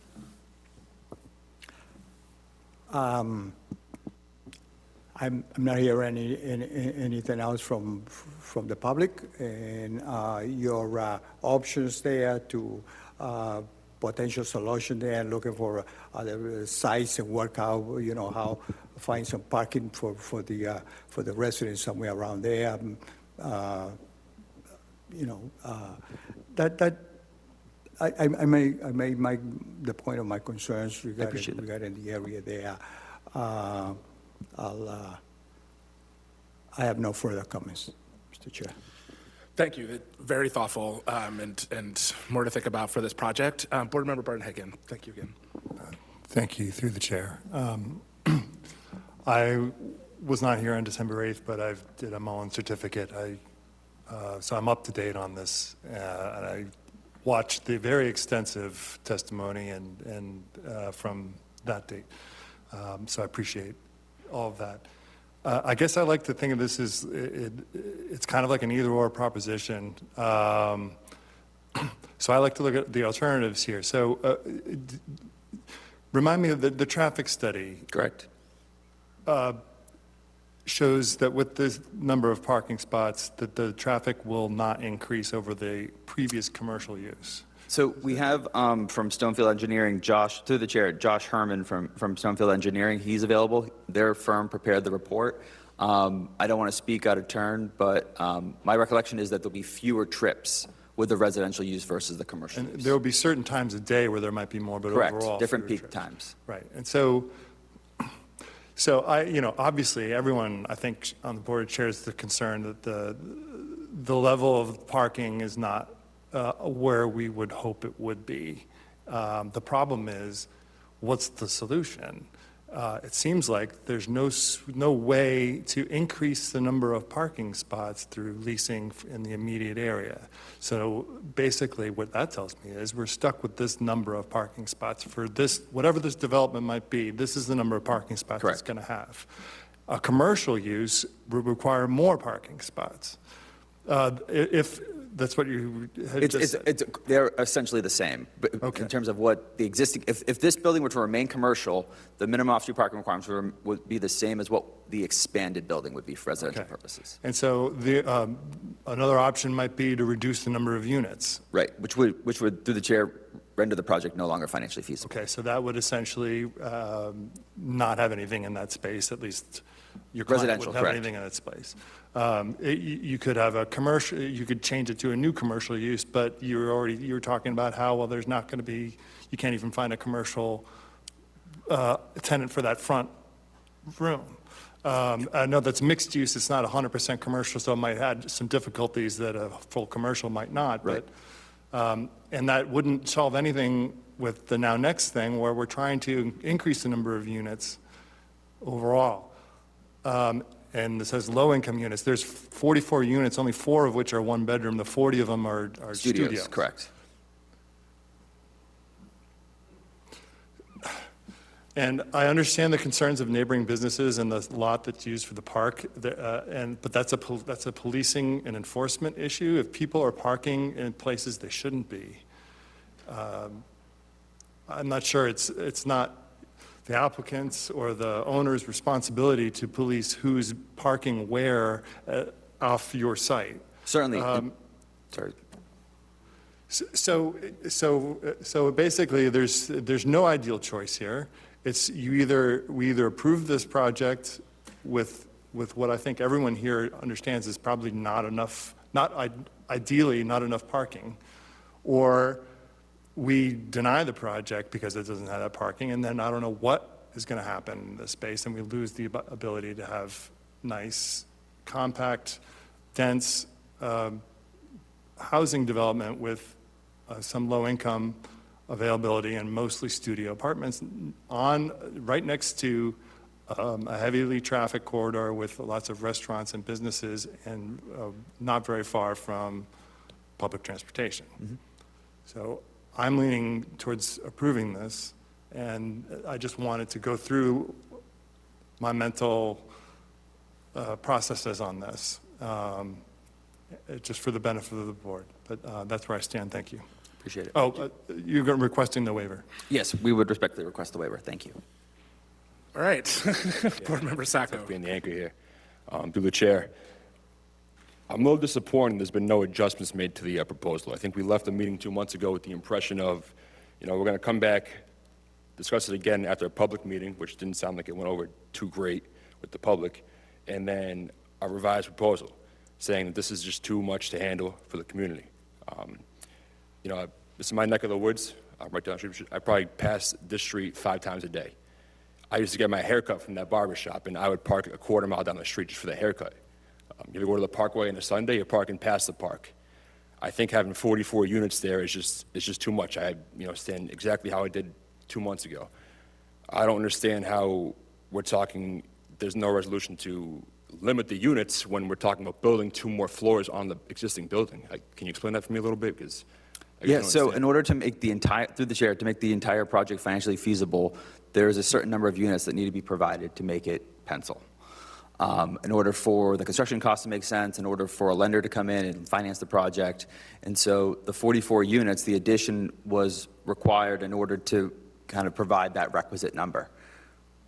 But there's no way to eliminate those 2 extra floors and just keep it fully. According to the existing pro forma, no, there's no way. And I through my discussions with the applicant, we've gone through this, and in terms of the disappointment, I understand that the project is substantially what we presented previously, but there has been extensive efforts undertaken to try and find off-street parking. I've reviewed easement agreements off of Shrewsbury Street to see if we could lease parking spaces. I mean, I've called clients. I've actually called property owners in the Canal District to see if they have available commercial space. And I have a client that has a ground floor commercial unit right near the ballpark that cannot lease that commercial unit. So we evaluated all this criteria. We spoke with the applicant's commercial loan broker to see, can we finance a mixed-use building? Ultimately, the project that we're proposing today is something that can be financed and that can bring this property to productive use again. I appreciate your efforts in that end. To me, it sounds like there's no way to do this without having a direct impact on the local community, on the business owners and that's, to me, it's what it sounds like. So through the chair, I would not say, when you say direct impact, I think we can look at it through a couple of lenses. In terms of off-street parking, I think there's a concern regarding what the off-street parking situation might be on the site. But in terms of impacts, I think the restaurants on the street would appreciate to have 44 additional residential units where folks could visit their establishments for lunch. I know I personally, given where I live in a kind of more suburban setting of Worcester, would kill to be able to walk down Shrewsbury Street and go to Volturno for lunch or dinner. I mean, this is the type of development that we want to see in the city, where it's walkability, where folks are able to, go get their dinner or stop at the grocery store and pick up a carton of milk. This is kind of the pieces that we need to put into place to build the city that we hope to see in the future. So in terms of impacts, I think there could be a significant amount of benefits to the Shrewsbury Street Neighborhood Association, and I wouldn't dwell simply on off-street parking. That's all. Thanks. All right. Well, let's take a straw poll so that we have a sense. I'd like to have a sense of where the board is on this. And I'll just say again that I just really appreciate the thoughtfulness of the board on this. When I say I've been on both sides of this, I really do mean this. Like, I have on one side of it felt like that would definitely I've been on both sides of voting yes and voting no. And so I really appreciate the thoughtfulness of everyone's comments. I think, Board Member Cortez, your comment about the changing in parking dynamics has hit me as well. I was thinking a lot about that sort of like, you know, people coming and going, and now there'll be times where we'll be open, but more static. And so I think ultimately, and again, I really appreciate everyone's thoughts. My thinking myself is where Board Member Barnhagen laid, which is essentially that, like, in the end, what we want is to have more density in places where people can walk to their places. But this is not any, like, it's not, like, I understand both sides of this. So it's not, I want to say for myself, I really appreciate the thoughtfulness. So if other people have thoughts about it, please do say so after hearing other people. But if you would, let me know where you plan to vote so that we can give it a sense for the applicant. So I'm currently a yes. Board Member Abramov. I am too. Board Member Cortez. Through the chair, let me allow me to make one last comment and or maybe a point. Again, I'm looking at either way here, and it happened that I reading newspapers and reading articles on Facebook here and there. It happens that these somebody put in a comment or something, and I forgot what the site was about this project here. And they indicated that the solution would be to build a parking on 2 or 3 level parking where you have the actual 17 parking spaces. I read that. And I think that was somehow mentioned at the last meeting in here, but according to you, it's highly costly to do that. Through the chair, we don't have requisite space to build a parking garage behind the property. I think there's already been, I think they were already, folks are already raising concerns about a fire truck getting through. Even though we have a plan showing that a fire truck could get through, we don't have a suitable space for a parking deck. Yeah, that I don't know. I just happened, Yep. and bring it up, but I guess it's not enough room even to build one. So through the chair, I think a lot of this is education, right? I think folks have to see the constraints of the site. They have to see or understand the previous uses of the property to understand the project. And so it's easy for folks to say, oh, well, why don't you lease parking offsite? Why don't you build a parking facility?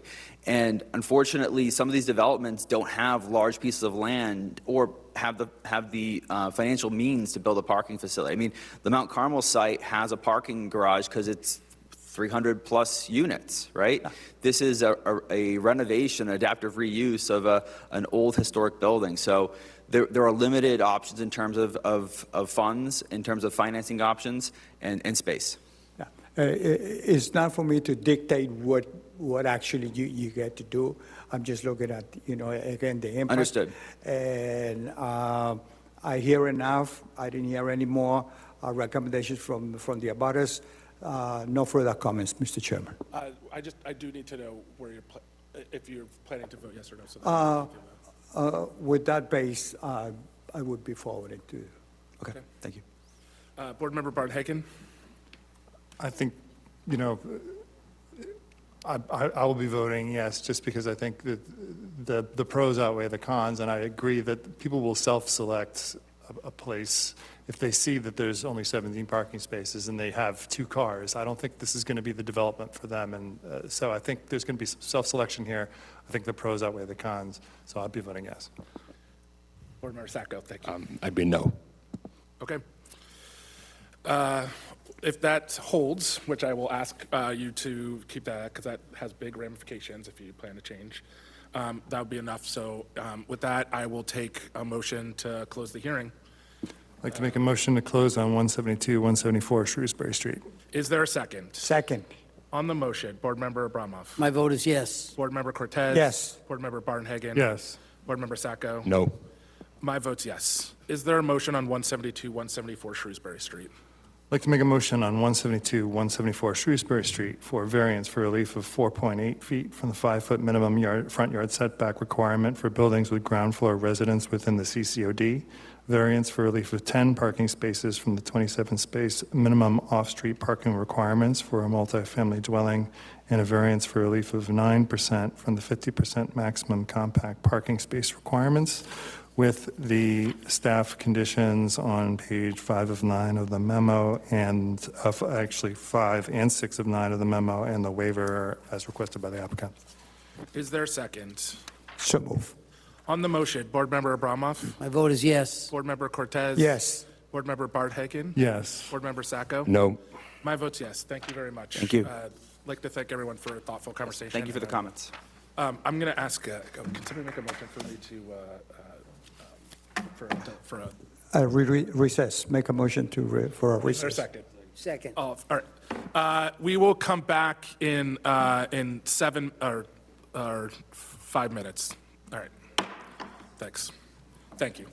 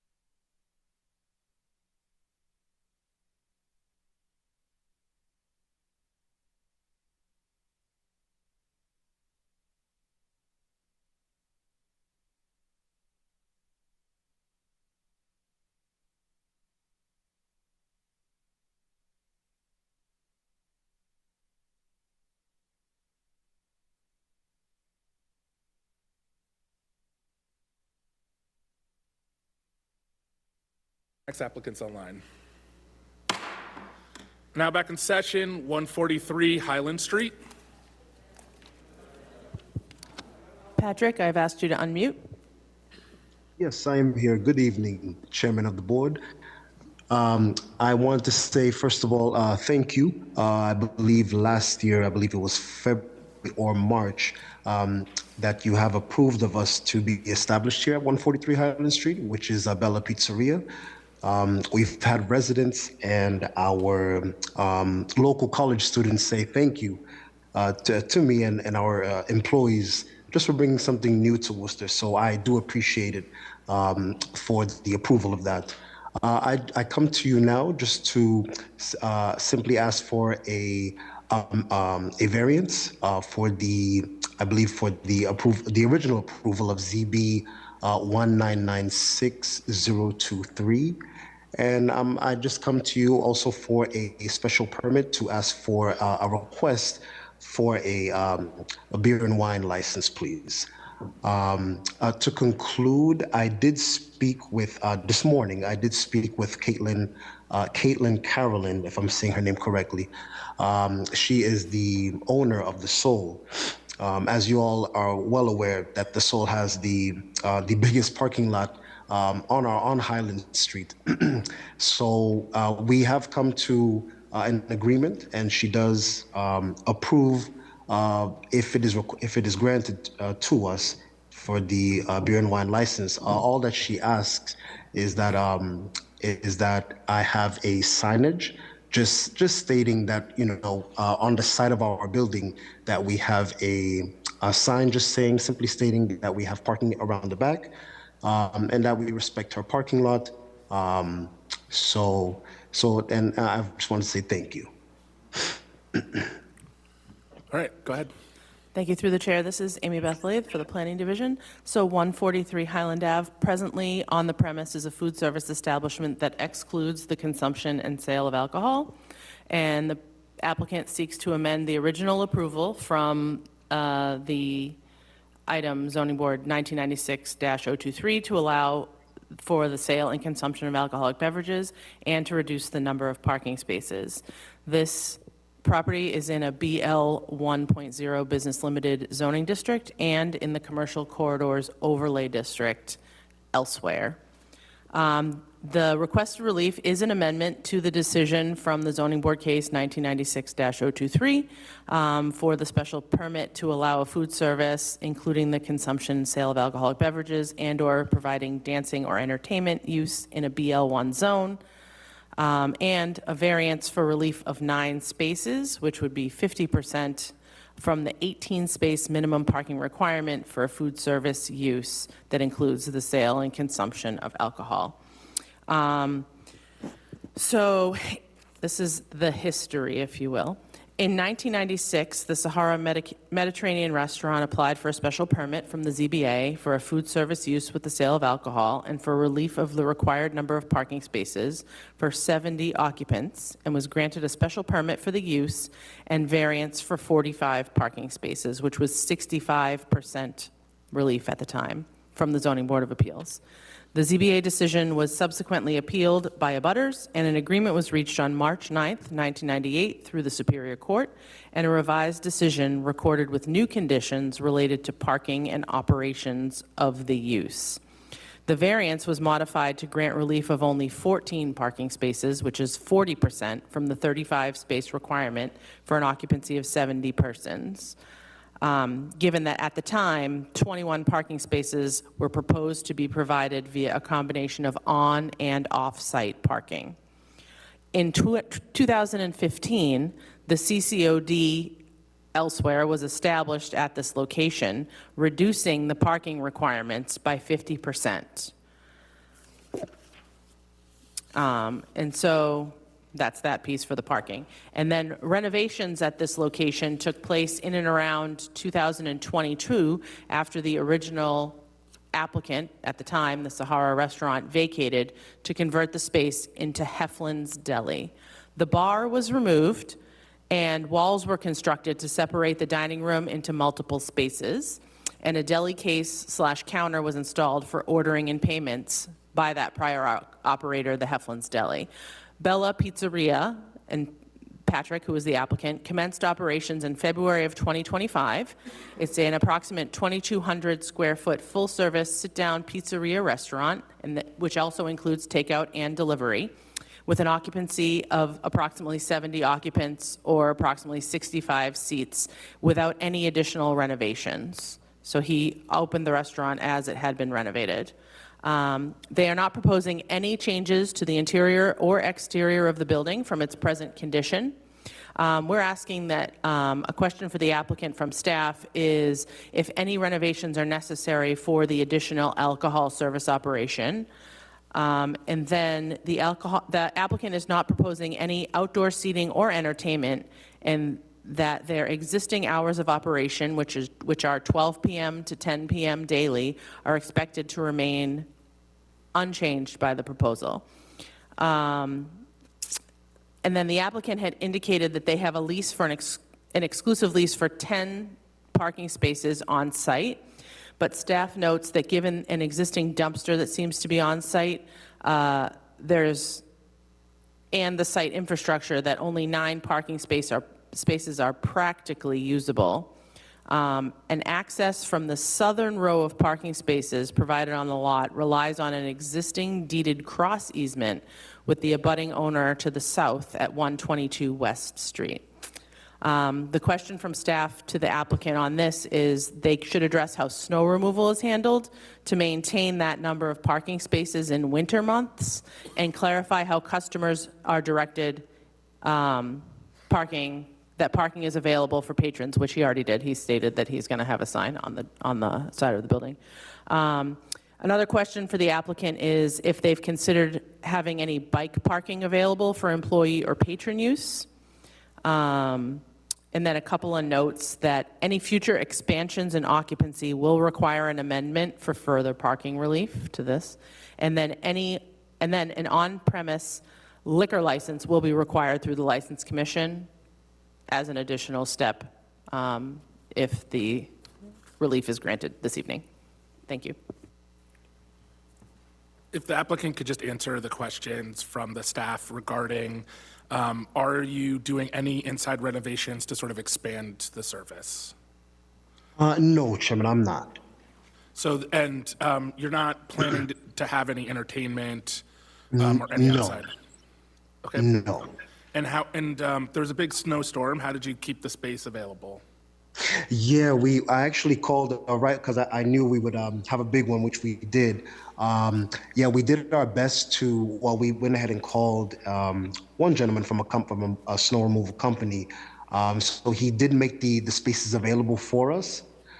He did it overnight, so I'm not sure how he moved it, but he was able to, give us our spaces. So that's that's with that, and I make sure to be on top of it and to make sure I call him ahead of time and set appointments that we have that snow taken care of. Okay. Is anybody here for 143 Highland Street? Yes, please come forward. Just state your name and city of town of residence.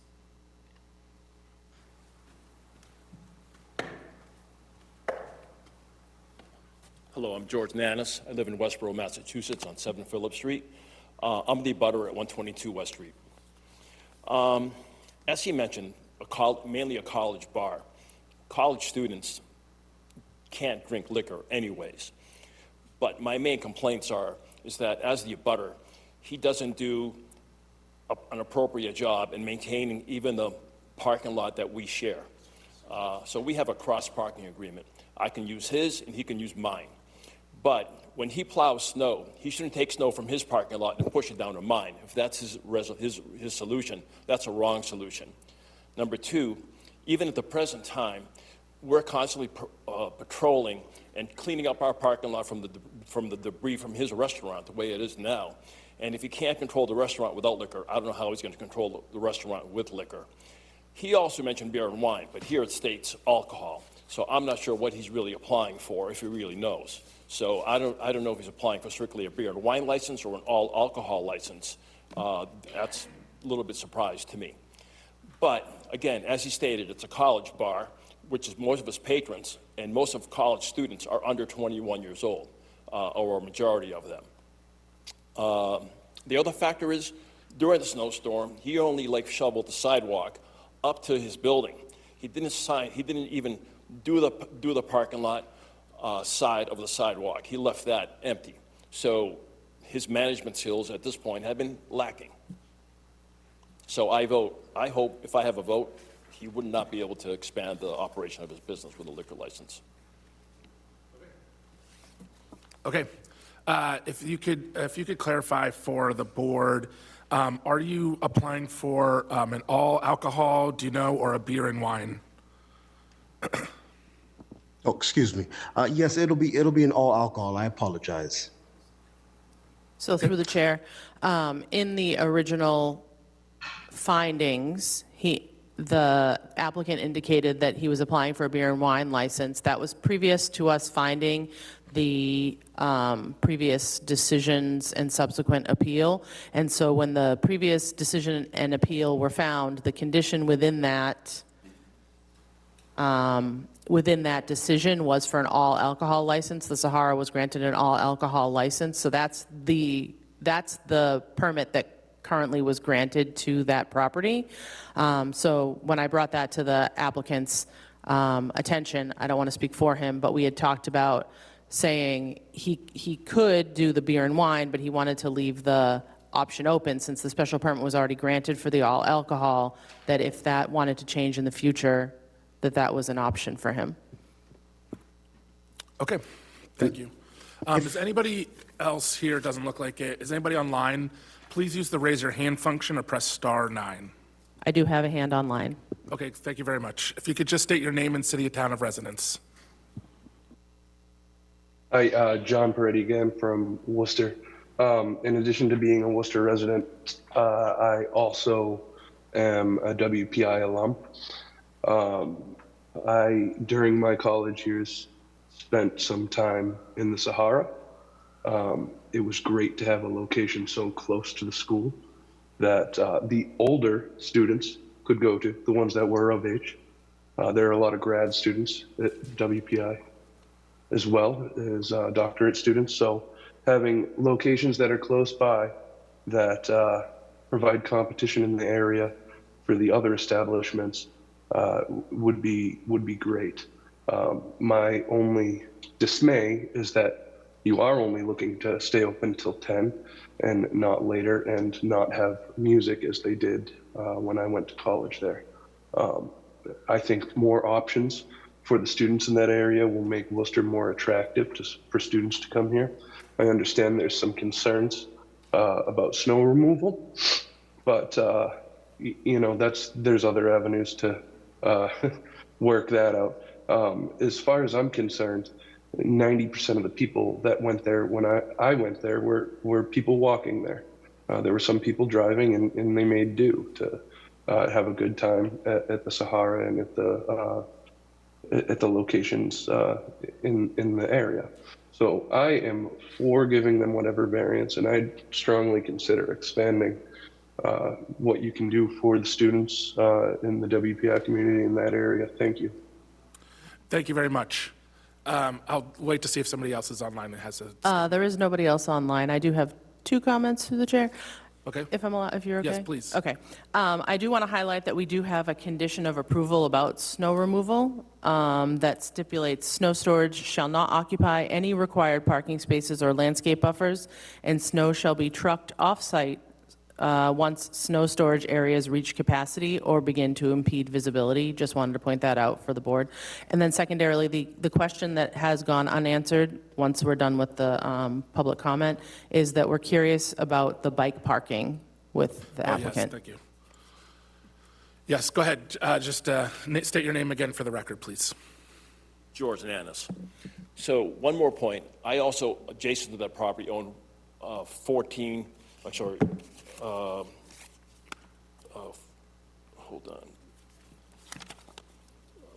Berkshire Street, which is a 3-family house with 9 bedrooms.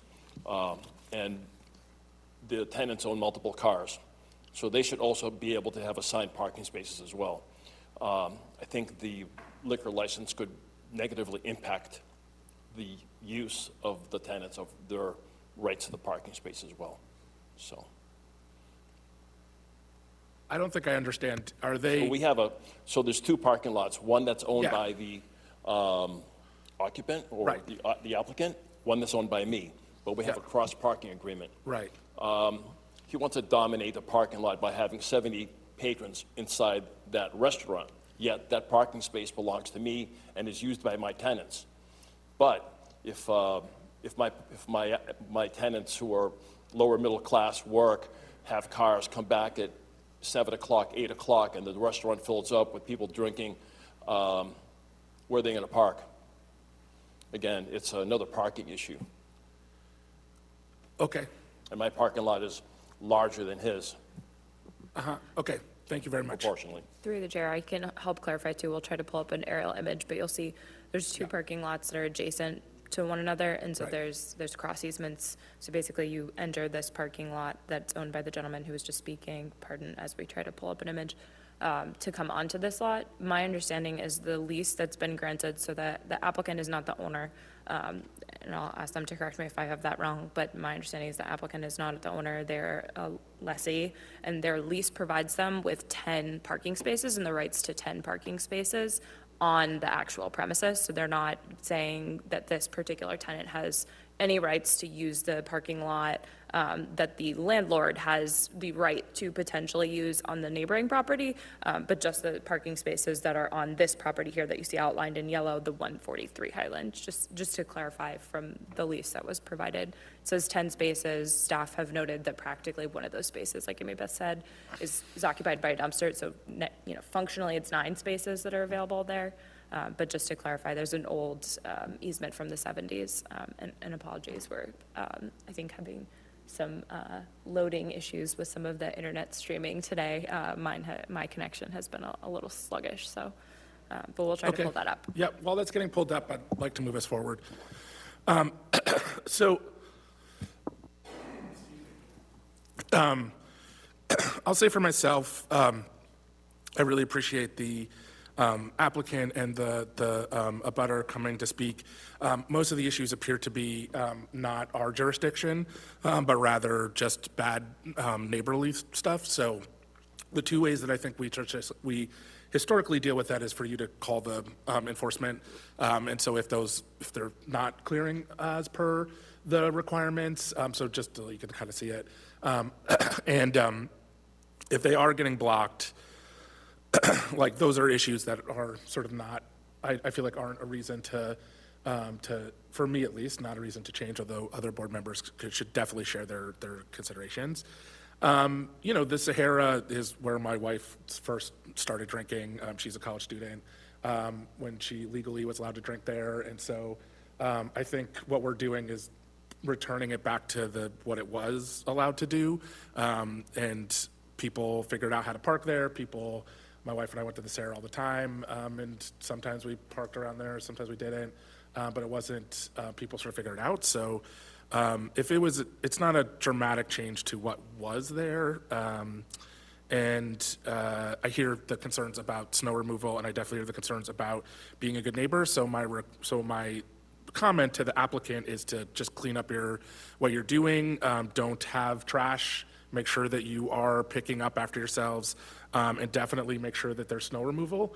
And if not, you've been notified of this, and so enforcement will be sort of more easier to happen against you because you know that we're prioritizing this for this area. So that would be my preference to how to deal with this. But I look forward to other comments. Board Member Bromoff.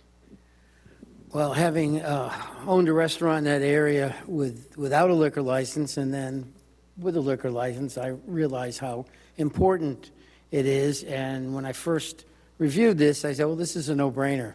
This had a restaurant with a liquor license. But it feels like, at least from what we've heard, that the owner feels his responsibility stops at the door and doesn't realize there's the sidewalks, the parking lot, the neighbors are part of his responsibility. And we're adding a significant asset to that, and it comes with even more responsibility. So at the moment, I'd like to hear how that's going to be addressed. And, not just snow removal, but the neighborhood. And making it, the restaurant work is not just making it work inside the building, but in the neighborhood. So. If the applicant would like to, I think, thank you, Board Member Bromoff. If the applicant would like to say more about that, please.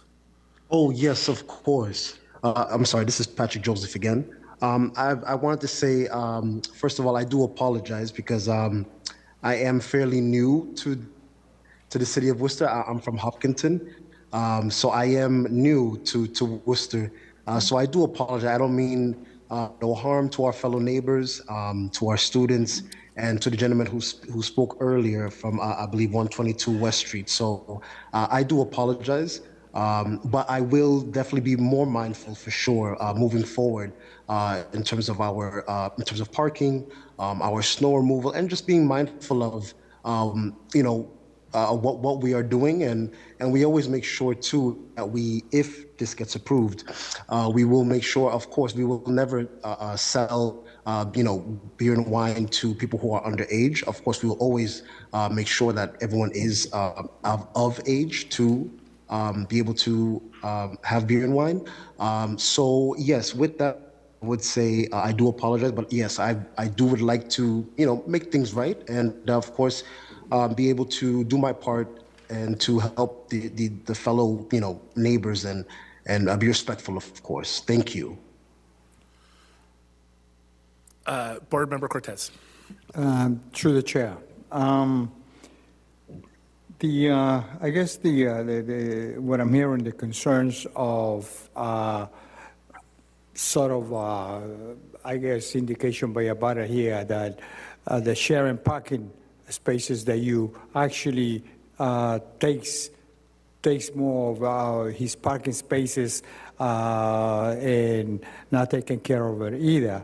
So I guess I'm not sure what kind of a contract you have. What kind of a contract, written contract, or is it on a lease, or is something that you can claim a violation of that agreement, which is not before, it's not appropriate to enforce whatever agreement you have. But that's an avenue that I'm seeing, because I'm not sure. That is obviously there is a problem there regarding the compliance with the agreement of the sharing parking spaces. So that's my only comment I have, Mr. Chair.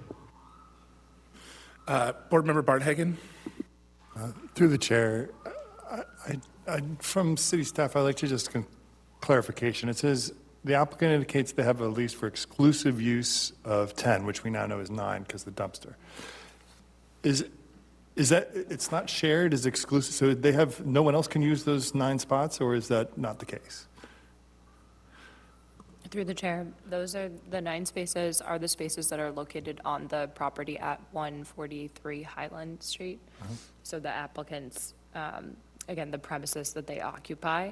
In terms of the agreement, the language from my read of the agreement related to the easement, it's a cross easement. It doesn't necessarily specify, but basically they don't have any right to lease the parking from the neighboring if their landlord didn't authorize them to do that. So Okay. I would say they don't have any right to use that parking based on the terms of the lease. Okay.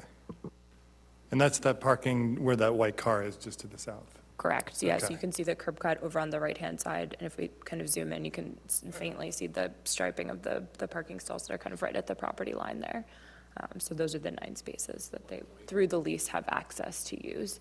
And there's obviously no other tenant on that property itself. Okay. Should we let him? Yes, although we technically can't, but I'll allow, yeah, go ahead. My last point is that, George Nanis, my last point is that, okay, we have a cross-parking agreement, but why would he put his handicap space on my side and not his own? So I think he's either misunderstanding the agreement or taking advantage of the agreement. Okay, thank you very much. Okay, so overall, I mean, this sounds like a lot of neighborhood, getting along with your neighbor issues, which I agree is not, it's not within our purview. It's not something, I don't think that we should necessarily, vote something up or down because of someone's not getting along with their neighbors. There are now going to be conditions of this application that are going to require this applicant to do certain things that will make it easier for abutters if there is a problem in the future and they're not complying with what they're supposed to be complying as far as snow removal, as far as parking, as far as serving underage drinkers. There can be enforcement, and that you would call the Worcester enforcement. I hesitate to use those as reasons why, in a vacuum, this is not something that should be approved or should be denied. So I think with that being said, I think I'm inclined towards voting in favor of this. I just want to mention that the applicant needs to request the waivers. Yeah. If the applicant could request the waivers as stated, there is no waivers. There is? And through the chair, there really wasn't a plan submitted with this, so they're requesting all of the plant requirements. You don't see the bullets because it's 100% of what's required. Yeah. Oh, I got it. Okay, I'm sorry. Yep. If the applicant could request the waivers.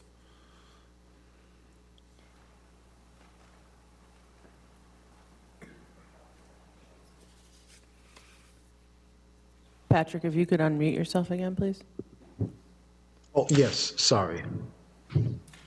Yes, Chairman. Okay. Board Member Sacco. No additional comment. I just hope that the applicant would take better care of his property after this vote. Thanks. Yes. Through you, Mr. Chair, to staff, in the past, we've given, I don't want to say temporary or conditional approval, so this approval is good for a year, and if there's no complaints, then, it becomes permanent or something. Is that something you're not looking too happy over there, Michelle? Through the chair, we certainly discourage that because it's been my personal and professional experience that people forget about those things and that over time, they'll continue to operate even if there are no complaints. So the board can do as it wishes, and we will do the best we can to enforce that as staff in terms of that type of condition. And obviously the burden is on the applicant, but again, that's my commentary related to that type of condition. It's just that is a challenge to enforce on our end. But ultimately, you're welcome to impose any condition. I would say, there was no such condition previously for Sahara. And certainly we'll be happy to forward the concerns and complaints and would encourage the applicant or the neighbor, if there are issues, to call the city so that someone can go out and enforce related to snow removal. We will submit a complaint related to that along West Street to 311 tomorrow. Okay, I think, unfortunately, it comes to the neighbors to speak up when it's not appropriate. But I would hope that after listening to this, that the applicant becomes quite a bit more attentive to his impact on the neighbors. Yeah. All right. I'll entertain, so I'll just echo that. I guess I'll just speak to the applicant directly. You should not take this as a warning that you should not have, that everything needs to be cleared and you need to be a much better neighbor. And I drive, this is my neighborhood. We go by there. I haven't actually been to this restaurant yet since it's changed out. But it is my neighborhood, so I go by there every day. So I'll also make sure to let the city know if there is an enforcement. If you're not clearing paths and being a better neighbor. So I agree. I tend to think we shouldn't, these are neighbor issues, but they are serious issues. I want to say that we do take them seriously. So you should know that we're gonna, that you need to just be better as a neighbor. I think that's a bare minimum. Okay, with that, I'll take a motion to close. Unless people. I'd like to make a motion to close on 143 Highland Street. Is there a second? So move. On the motion, Board Member Abramov? My vote is yes. Board Member Cortez? Yes. Board Member Barnhagen? Yes. Board Member Sacco? Yes. My vote's yes. Is there a motion on 143 Highland Street? I'd like to make a motion on 143 Highland Street for a variance for relief of 9 spaces from the 18-space minimum parking requirement for a food service use and a special permit to allow a food service, including consumption, sale of alcoholic beverages, and/or providing dancing or entertainment use in a BL-1.0 zone with the staff conditions on page 4 of 7 of the staff memo and the waivers as requested by the applicant. Is there a second? I do second the motion. On the motion, Board Member Abramov? My vote is yes. Board Member Cortez? Yes. Board Member Barnhagen? Yes. Board Member Sacco? Yes. My vote's yes. Please get the Enforcement Inspectional Services contact info. If you have any other issues, please do let them know. And that's an approval, but, do better as a neighbor. Will do. When it, I'm sorry, just one point, if I may add. I would you in fact cannot. We are actually done. Oh. So if you have anything else, please do contact the Planning Division. Next up is 26 Milton Street. If the applicant could please come forward.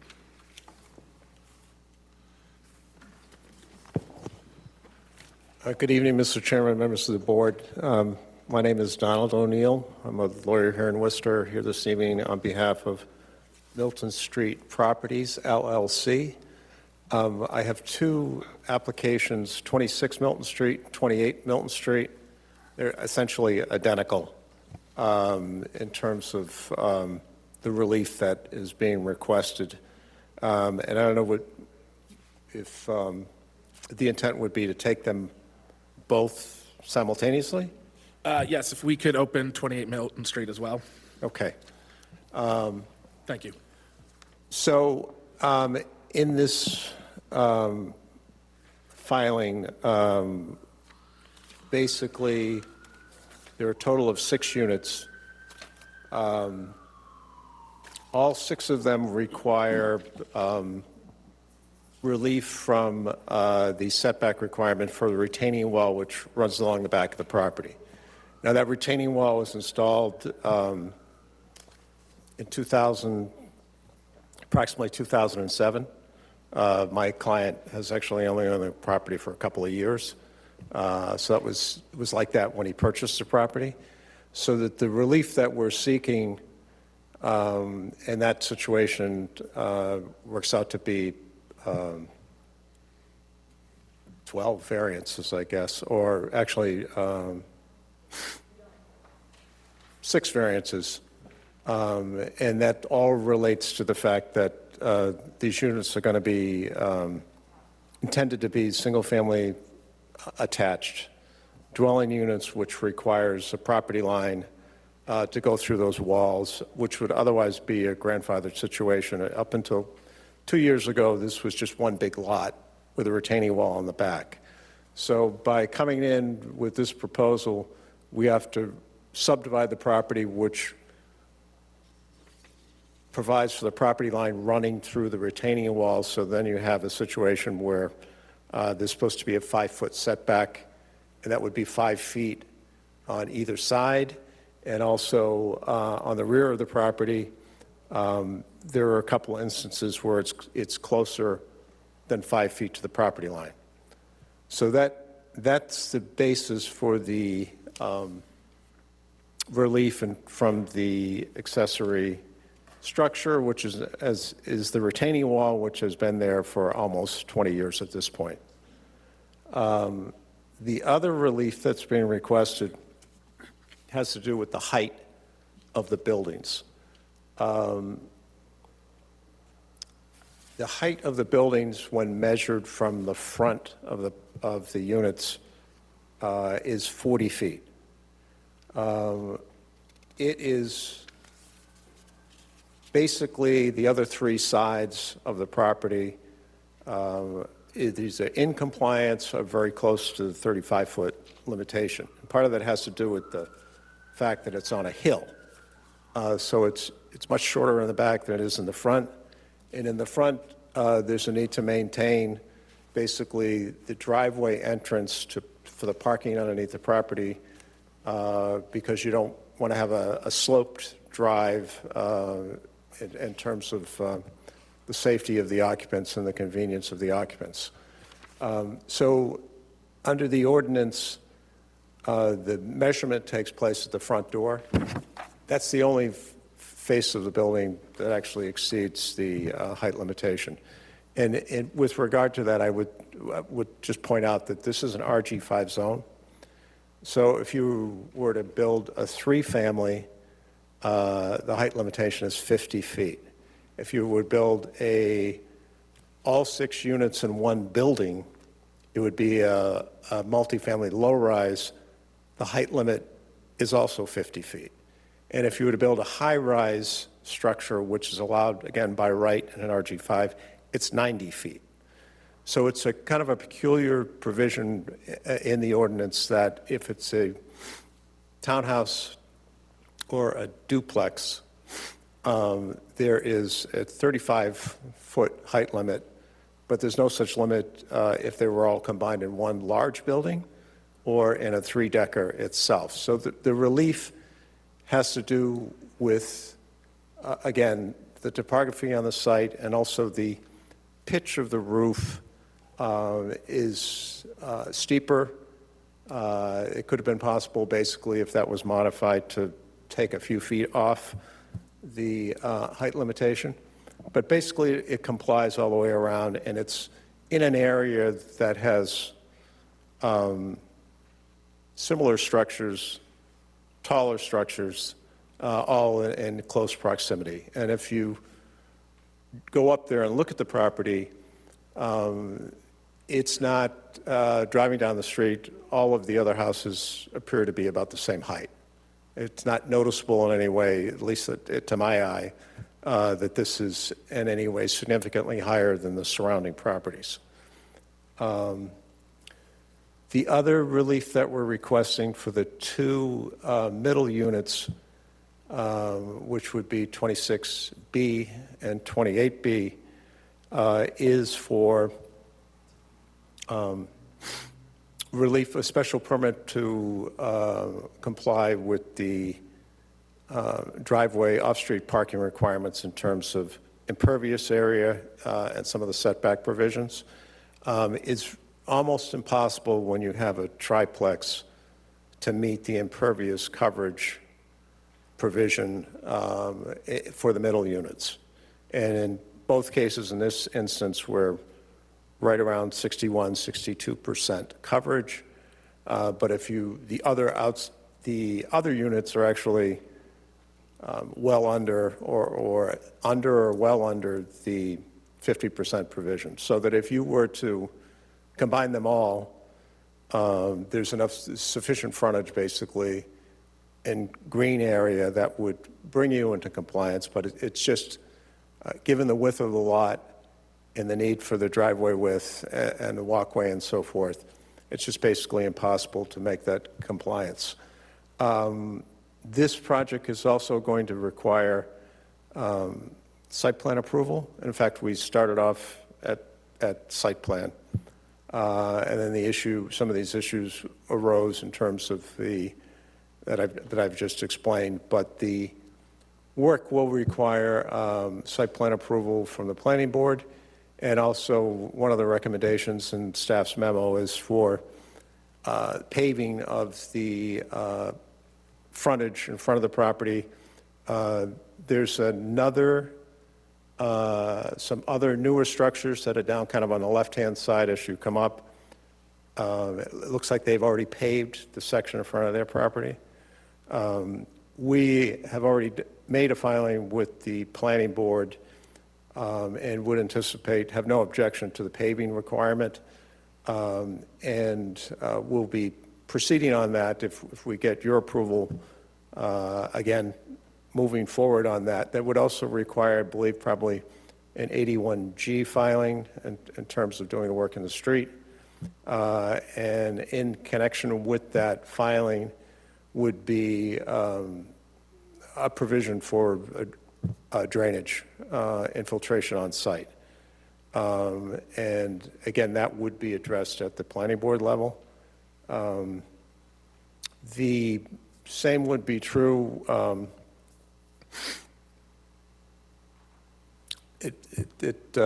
not sure in terms of catch basins or anything of that nature. I don't know whether Conservation Commission filing would be required, but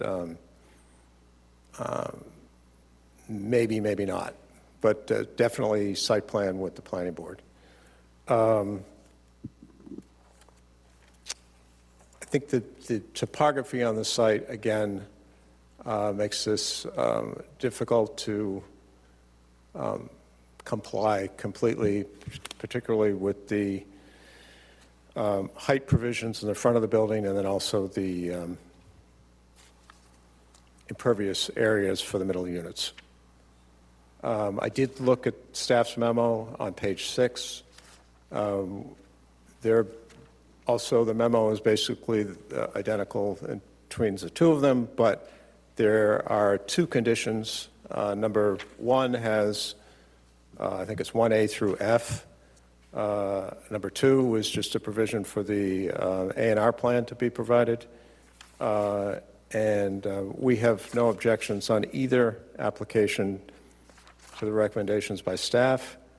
And also there's one waiver for each site which is identified, and I would request those waivers and be happy to answer any questions you might have.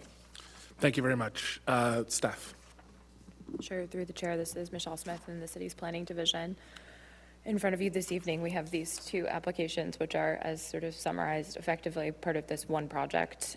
So what you can see in the images here, sort of 6 different townhouse-style units. These were constructed at this point without permits. So what you see has not gone through the permitting process. I mean, building permits, site plan, as well as relief from this board. So just kind of contextualizing sort of where we are.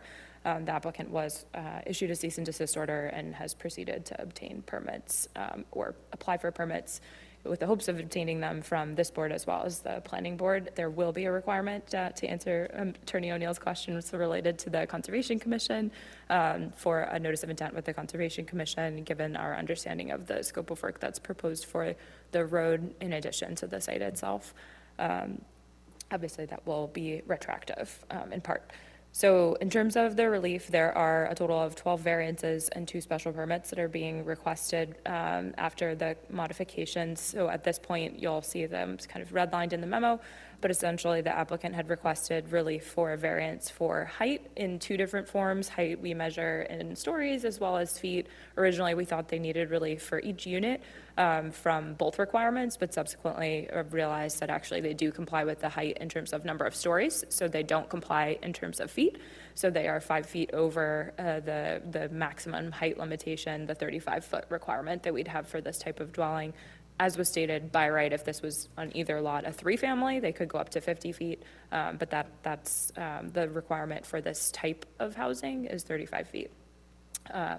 In terms of the other variants, so again, each lot, so since we have 6 of those, we've got 6 variances relative to height, and then for the retaining wall. So if we go to, I don't know if we have an image of the retaining wall at all, the existing wall, so you can see the larger kind of masonry wall in the back.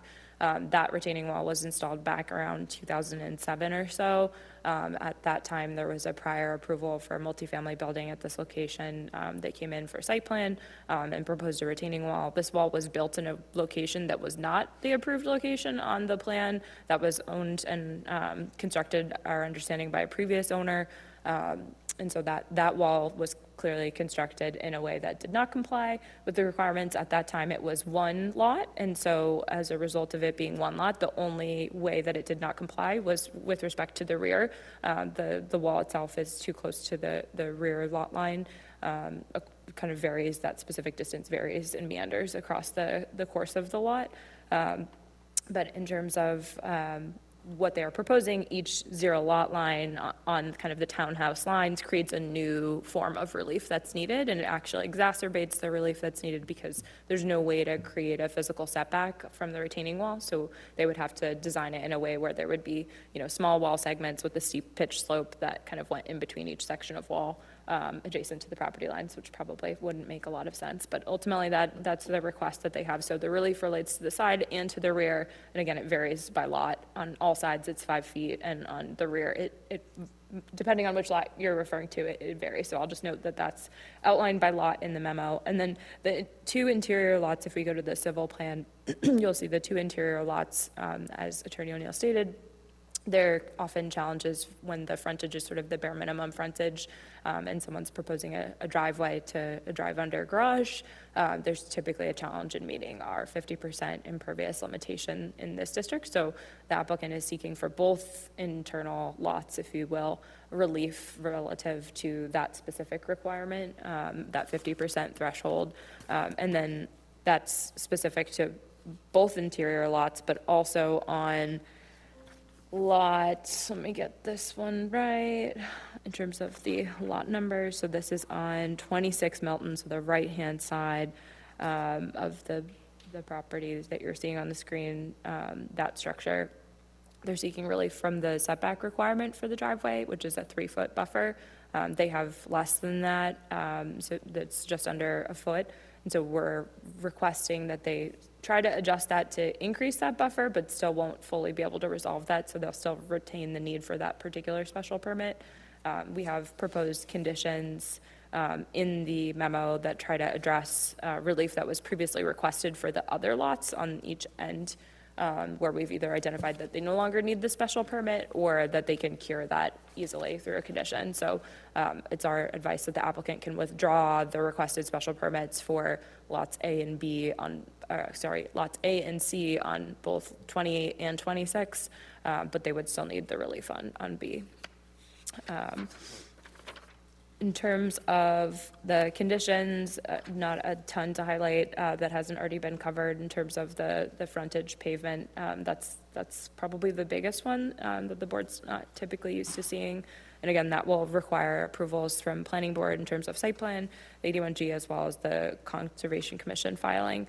Our questions and comments were really mostly about stormwater. You can see a lot of the sites being rendered impervious through the changes that are proposed by the applicant. We will deal with that at site plan, so a lot of our notes were about some of the challenges and the need for the infrastructure that's been installed likely to be daylighted for staff to be able to go out and inspect and verify that that was installed properly or be reinstalled, given the state of construction that the site's in.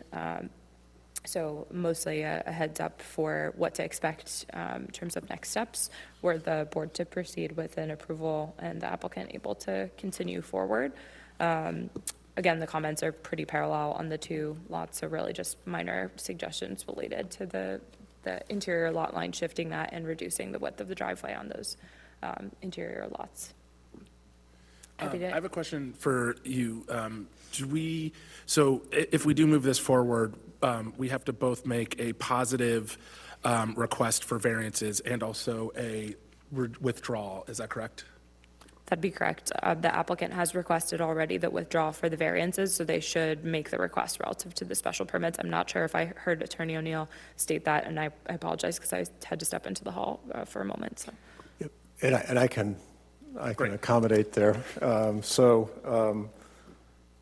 With respect to Lot 26, I would request a withdrawal of the variance submitted for height measured in stories for lots 26A, 26B, and 26C, and the special permit that was requested for modifying parking, loading, and landscaping for lots 26A and 26C. And for 28, I would request a withdrawal for the height and stories on lots 28A, 28B, 28C, and the special permit to modify parking, loading, and landscaping for lots 28A and 28C, as recommended in the staff memo. Thank you. Is anybody here for 26 Milton Street or 28 Milton Street? Is anybody online? Please raise your hand or use your raise your hand function or press star 9. All right. We're going to get started with board comment, and then we'll move from there.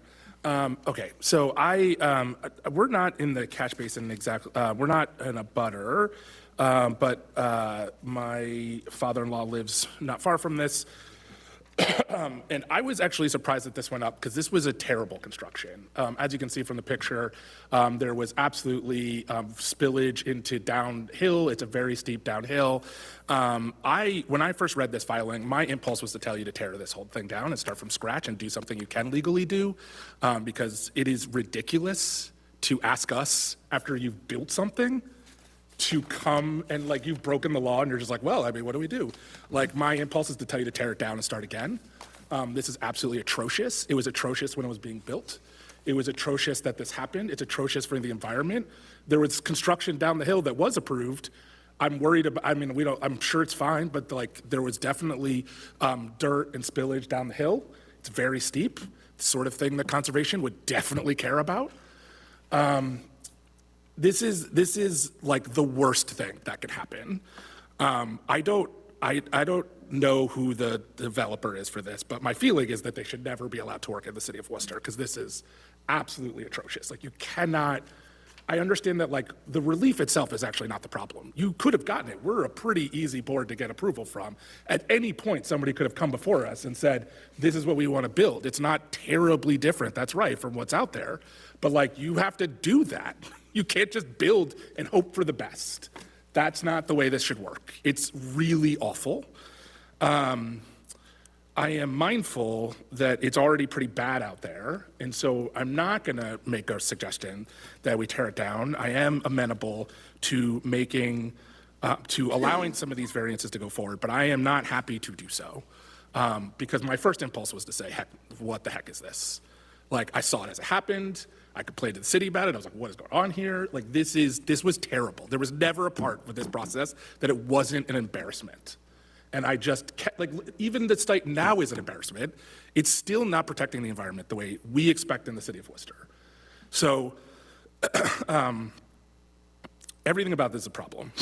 I just want to say, like, this is a real problem and not the way things should happen.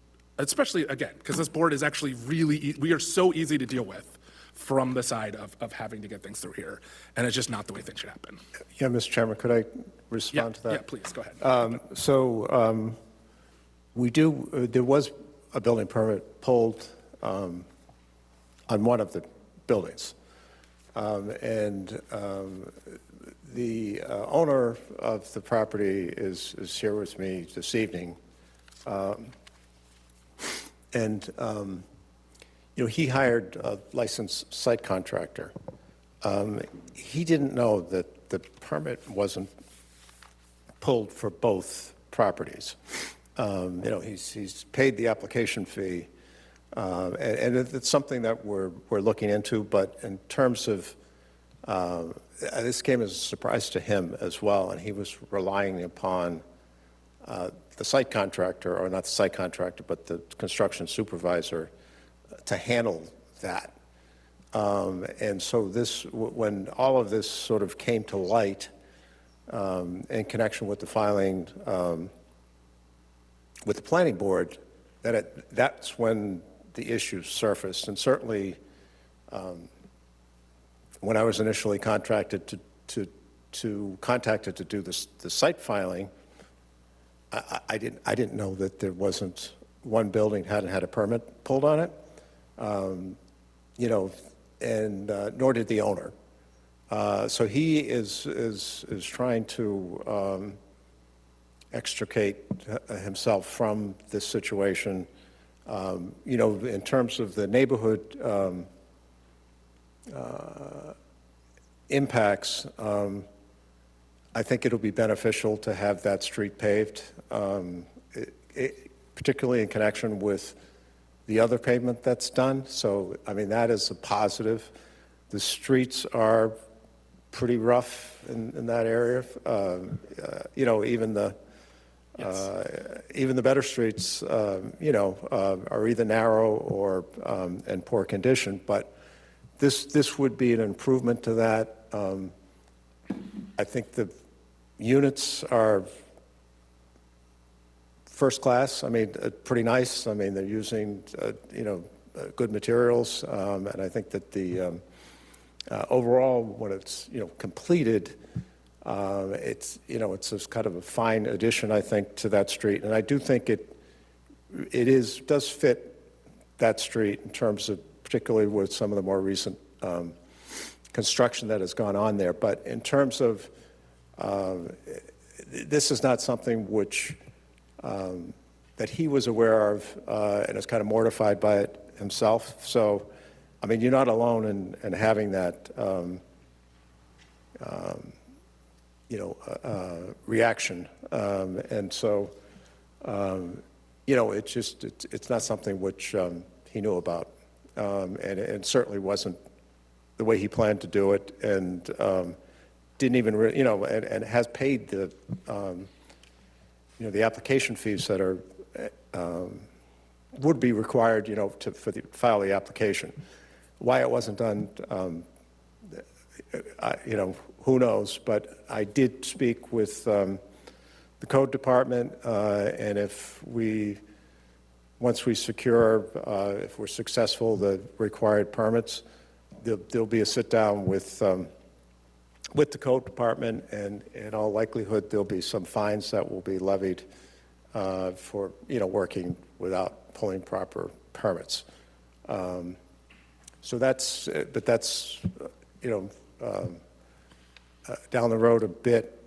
We still have to get through the planning board, still have to get through the zoning board, but it wasn't, this wasn't the plan. Mr. Chairman? Yes, go ahead. Through the chair. Excuse me. Moving forward, I have to say that I'm pretty appalled at the whole project here. And it is the owner's responsibility, in my opinion, for anything done under a building permit. It's the owner's responsibility. I have to say, I'm not pleased with the contractor. I want the owner to know that moving forward, if you're going to plan on using the contractor again, I think it's going to be very difficult for just the permit approval in the way he submitted documents. The person that you had submitting, made it very difficult for us to even understand what permits are for where here. So moving forward, after site plan is approved, we're going to be looking for all new building permit submittals.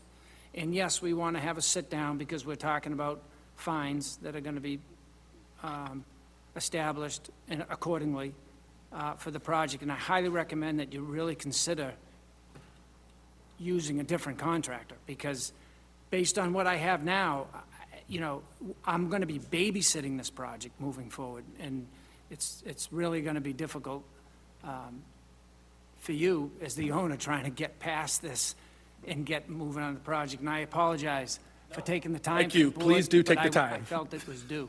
I very much appreciate it, and please take the time, because I am also, I think, frustrated. Okay, I'd say this. My feeling, if you ask, I'm going to vote yes on these. I feel like it is done. It would be worse to pick it up.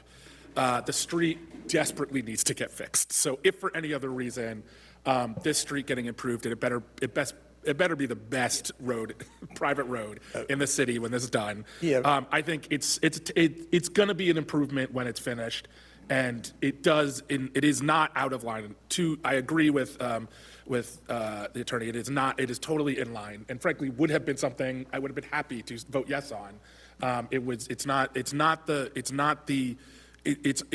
It's that there are certain things you would do, like putting in hail bales, like making sure, making sure, we don't know what infiltration for sure got in, right? There's just steps that the permitting isn't just for checking a box to make sure all those things happen. So I will cut you off because I want to keep moving this along. Okay. And I'll say, I understand that, so anyway, so I'm going to vote yes.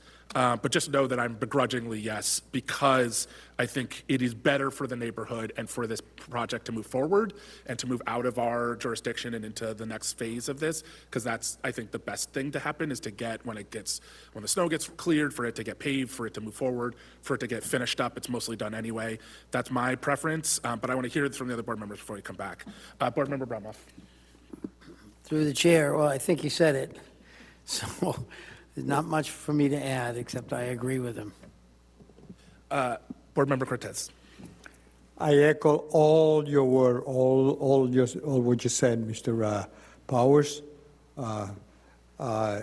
Infuriates me. Just that going up and coming up for us to try to vote and cover up. Is enough said about that?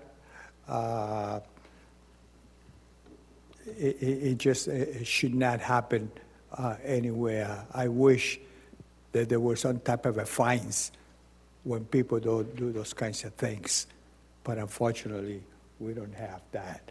Hopefully someday, maybe we can propose that the people would be fined for doing this kind of stuff. It sounds like it might happen, but it won't happen from our board. Yeah, exactly, yes. All right, Board Member Barnhagen. Through the chair, thank you. I mean, I think everything's been said that needs to be said. I share the outrage that how could something like this get this far along without approval? It's kind of, and there has to be some kind of consequence to that. And again, it sounds like it's going to be down the line somewhere, and the applicant has agreed to all the conditions staff has imposed on this. And, you know, if this were coming before us before it would be constructed, this is not a significant amount of relief that's being requested either, as stated by Mr. O'Neill.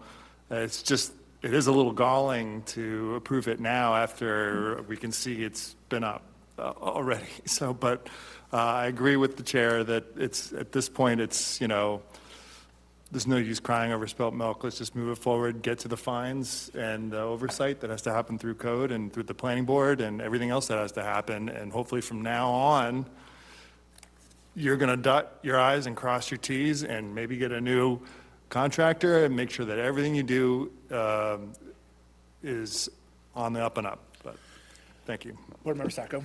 Nothing new to add here. No other comment. Yeah. Yeah, I have a question. Please, through yes. you. I have a question, possibly through code inspection, or through us or anyone. Is there a way, or is it feasible, or is it appropriate that before they continue with the project, that we will stop by and see what other violations are in place before they move on? Through the chair, I'm pretty sure that we've addressed all the violations that are there currently, and there's no violations that exist to my knowledge that we haven't already addressed. So moving forward, we're looking for new permit applications, all new submittals, and then we'll be discussing fines appropriately for the project without permits. All right. I'm ready to move this forward if there's nothing else. And I'd take a motion to close. I'd like to make a motion to close on 26 Milton Street and 28 Milton Street. Is there a second? Second. On the motion, Board Member Abramov. My vote is yes. Board Member Cortez. Yes. Board Member Barnhagen. Yes. Board Member Sacco. Yes. My vote's yes. Is there a motion on 20, let's take it one at a time. Is there a motion on 26 Milton Street? I'd like to make a motion on 26 Milton Street for a variance on Lot A, B, and C for relief of 5 feet from the 35 feet maximum height requirement for a single-family attached dwelling in an RG5 zone. For Lot A and Lot B, a variance for relief of 5 foot on the sides and 4.75 feet on the rear from the 5-foot minimum setback requirement for an accessory structure.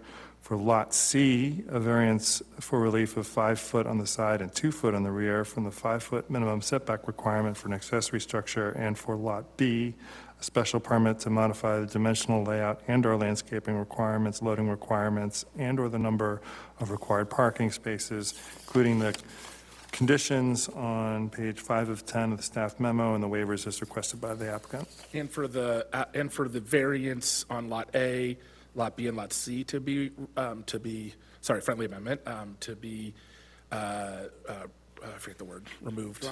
Withdrawn, that's what I'm looking for. Okay. And for the special permit on Lot A and C to be withdrawn. And the retraction of the variance for the story relief for Lot A, B, and C, and the special permits for Lot A and C. Is there a second? So move. On the motion for 26 Milton Street, Board Member Brummer. My vote is yes. Board Member Cortez. Yes. Board Member Barnhagen. Yes. Board Member Sacco. Yes. My vote's yes. Is there a motion on 28 Milton Street? I'd like to make a motion on 28 Milton Street for the removal of the story-based variances for Lot A, B, and C, a variance for Lot A, B, and C for relief of 5 foot from the 35-foot minimum height requirement for a single-family attached dwelling in an RG5 zone, the removal of the special permits for Lot A and B, variance on Lot A for relief of 5 foot on the sides, 1.6 feet in the rear from the 5-foot minimum setback requirement for an accessory structure. A variance for Lot B for relief of 5 feet on the side and 3.7 feet on the rear from the 5-foot minimum setback requirement for an accessory structure. A variance for Lot C for relief of 5 foot on the side and 2 foot on the rear from the 5-foot minimum setback requirement for an accessory structure. And for Lot B, a special permit to modify the parking dimensional layout and/or landscaping requirements, loading requirements, and/or the number of required parking spaces, including the conditions on page 6 of 11 of the staff memo and the waiver as requested by the applicant. I think also the withdrawal of special permits on Lot A and C. I think you got the variance, but not the special permit. And the removal of special permits on Lot A and C. Is there a second? Second. On the motion, Board Member Bromoff. My vote is yes. Board Member Cortez. Yes. Board Member Barnhagen. Yes. Board Member Sacco. Yes. My vote's yes. Thank you, and clean it up. Thank you. All right. Next up is number 722 Cumberland Street.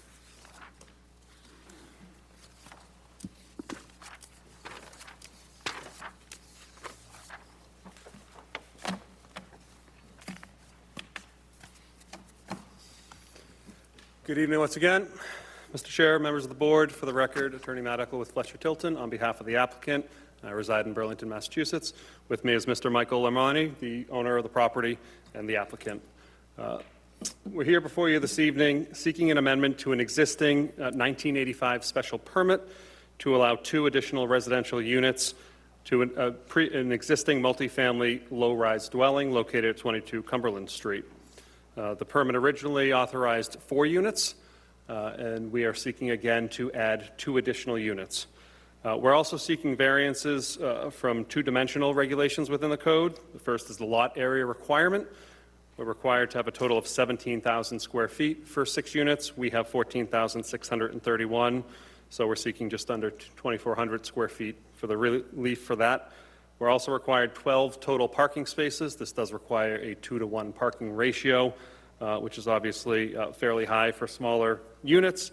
But that being said, we are adding 1 space to this existing parking lot, so we would need relief for 3 parking spaces total.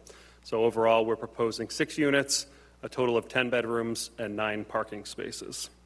The way we're hoping to achieve this, we're going to renovate a lower portion of the existing building, so there will not be any exterior changes. We're not adding out, up, back, or any direction. The space already exists within the building. And then again, the 1 additional space within that existing parking lot out front. The total lot size, as I mentioned, is 14,631 square feet, and this is an RL7 district.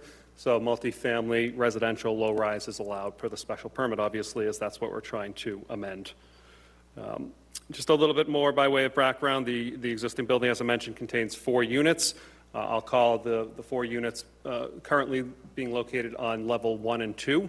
Again, there is a lower level, but there is a slope to this lot that goes back. So the basement or lower level, whatever you'd like to call it, has a full walkout. And you can see there in the bottom right picture that kind of looks like the front of a building, but it actually is the rear of the structure. So you have a full walkout from that lower level into the backyard.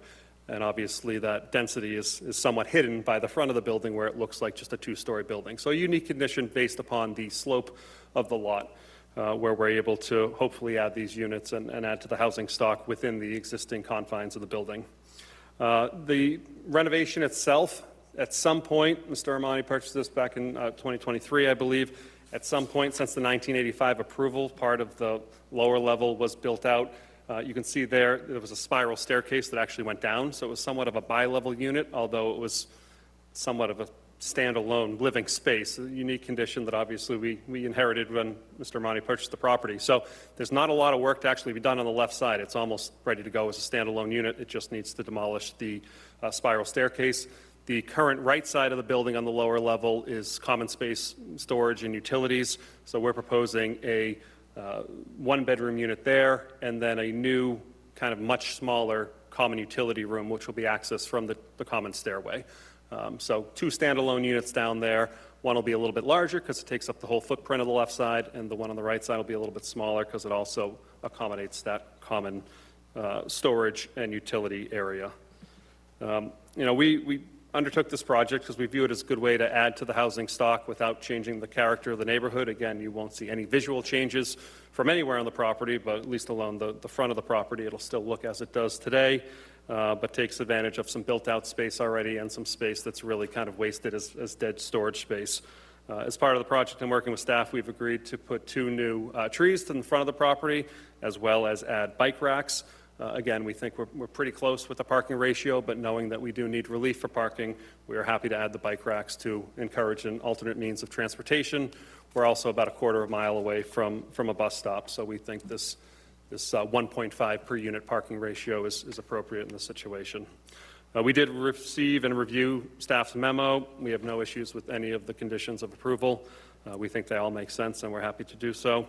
And finally, for the record, I'd like to formally request the waivers as noted within staff's memo.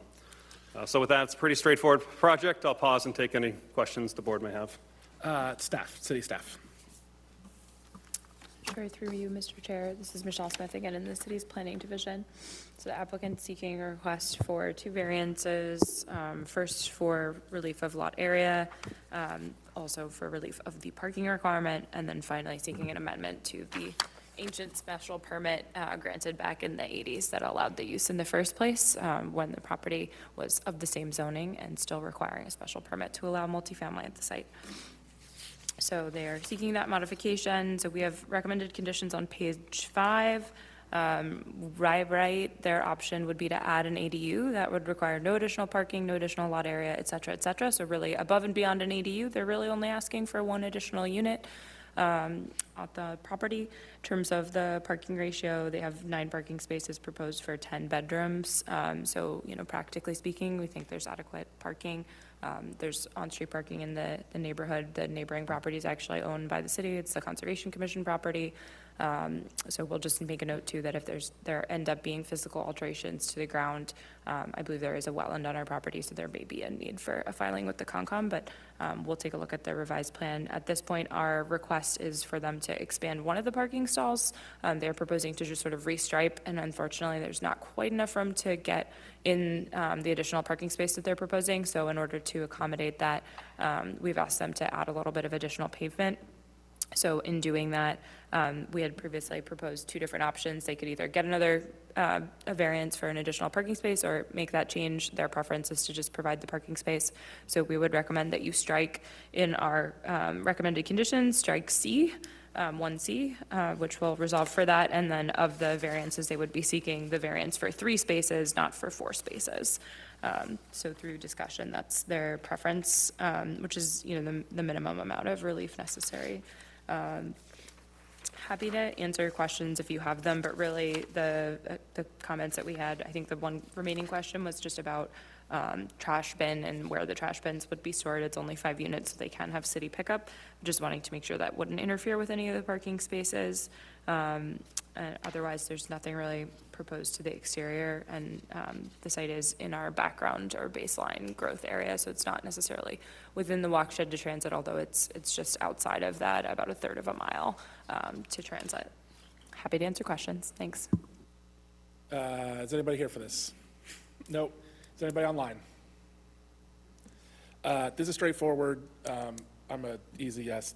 You're not doing anything interesting, and this would be great to add 2 things, and this seems straightforward, and you're adding just a little bit of pavement to add some more parking, so they're also adding a parking spot. This is a no-brainer to me, so I'm a yes. Board Member Romoff? I agree. Board Member Cortez? No comments. Board Member Barton-Hagan? Agreed. Board Member Sacco? Agreed. All right, in that case, I'll take a motion to close. I'd like to make a motion to close on 22 Cumberland Street. Is there a second? Second. On the motion, Board Member Bromoff? My vote is yes. Board Member Cortez? Yes. Board Member Barnhagen? Yes. Board Member Sacco? Yes. My vote's yes. Is there a motion on 22 Cumberland Street?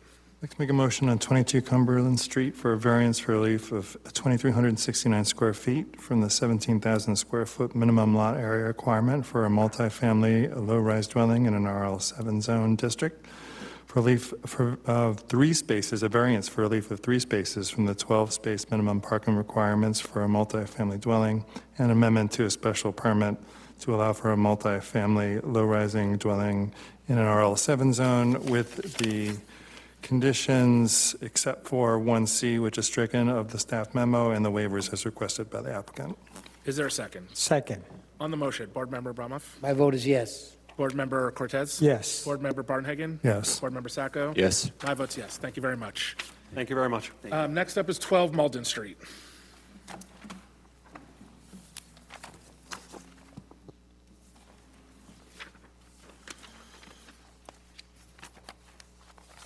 Go ahead.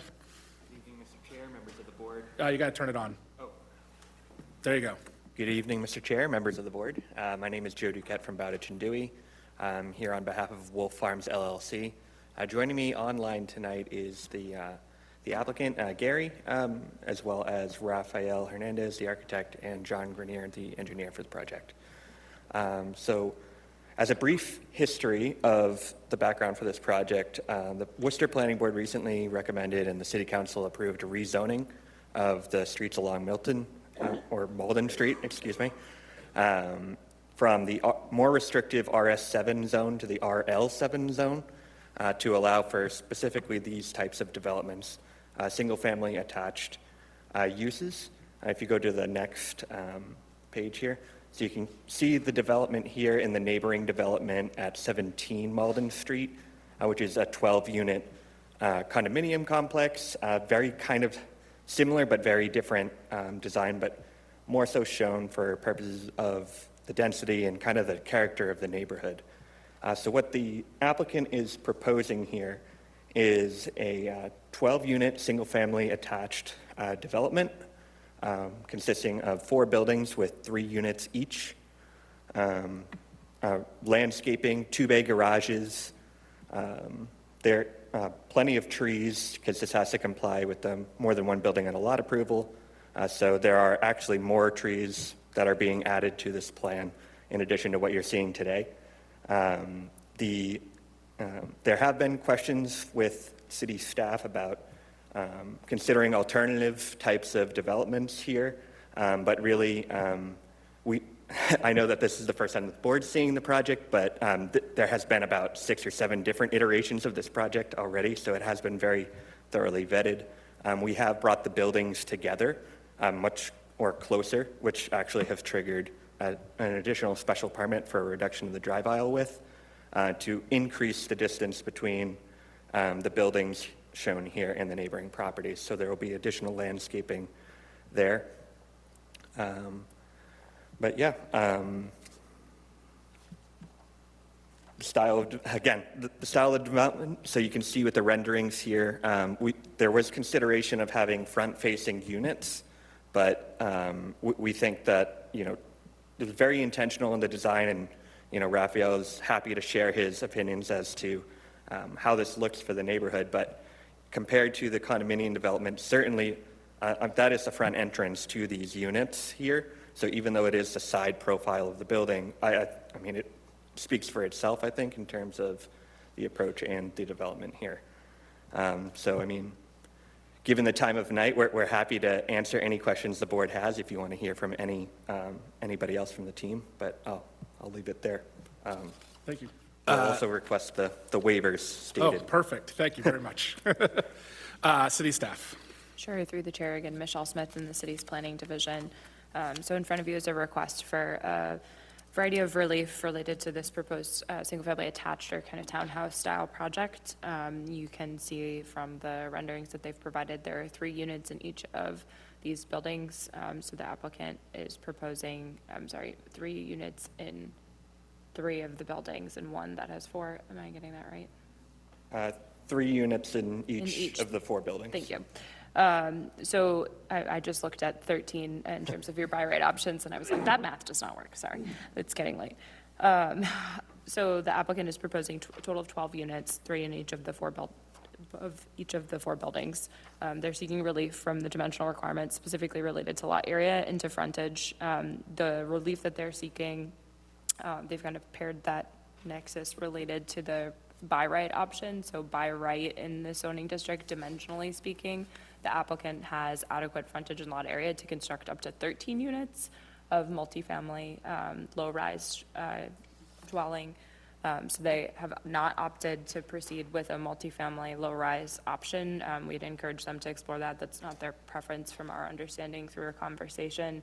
The specific reasons that applicant's counsel could represent to you if you'd like to hear more, but essentially that's I think what's driving the number in terms of what's being suggested here as it relates to their relief. In that sort of by right option, they would still need a special permit to allow the use, mind you, because this is a zoning district in which we only allow up to 2 units by right. So really by right, they could have 2 lots, each with 2 units and an ADU, so essentially 6 units. So they're seeking obviously in excess of that in terms of the requirements that we have. So they're seeking that special permit to allow the use, those 2 variances, and then this special permit, as was described, related to the drive aisle width. We require 24 feet. The applicant is proposing 20. They've reduced that in response to staff feedback about the sort of overall impervious nature of the site and the kind of aesthetic that appears, mostly related to parking. Just from the street, you kind of look at it and you see the 2 ends, which have been nicely designed in terms of making them attractive to have a unit that's accessible from the street. But just overall, in terms of the site design, you predominantly see the parking area. In terms of our comments, one of the comments that we'd had was if the applicant had considered taking one of the structures and kind of reorienting it so that it would basically run parallel to the street and shifting the location of the proposed driveway to be able to accommodate that. There would need to be some other site design changes, but it asked the applicant if they had explored that. So maybe they could talk a little bit more specifically about that.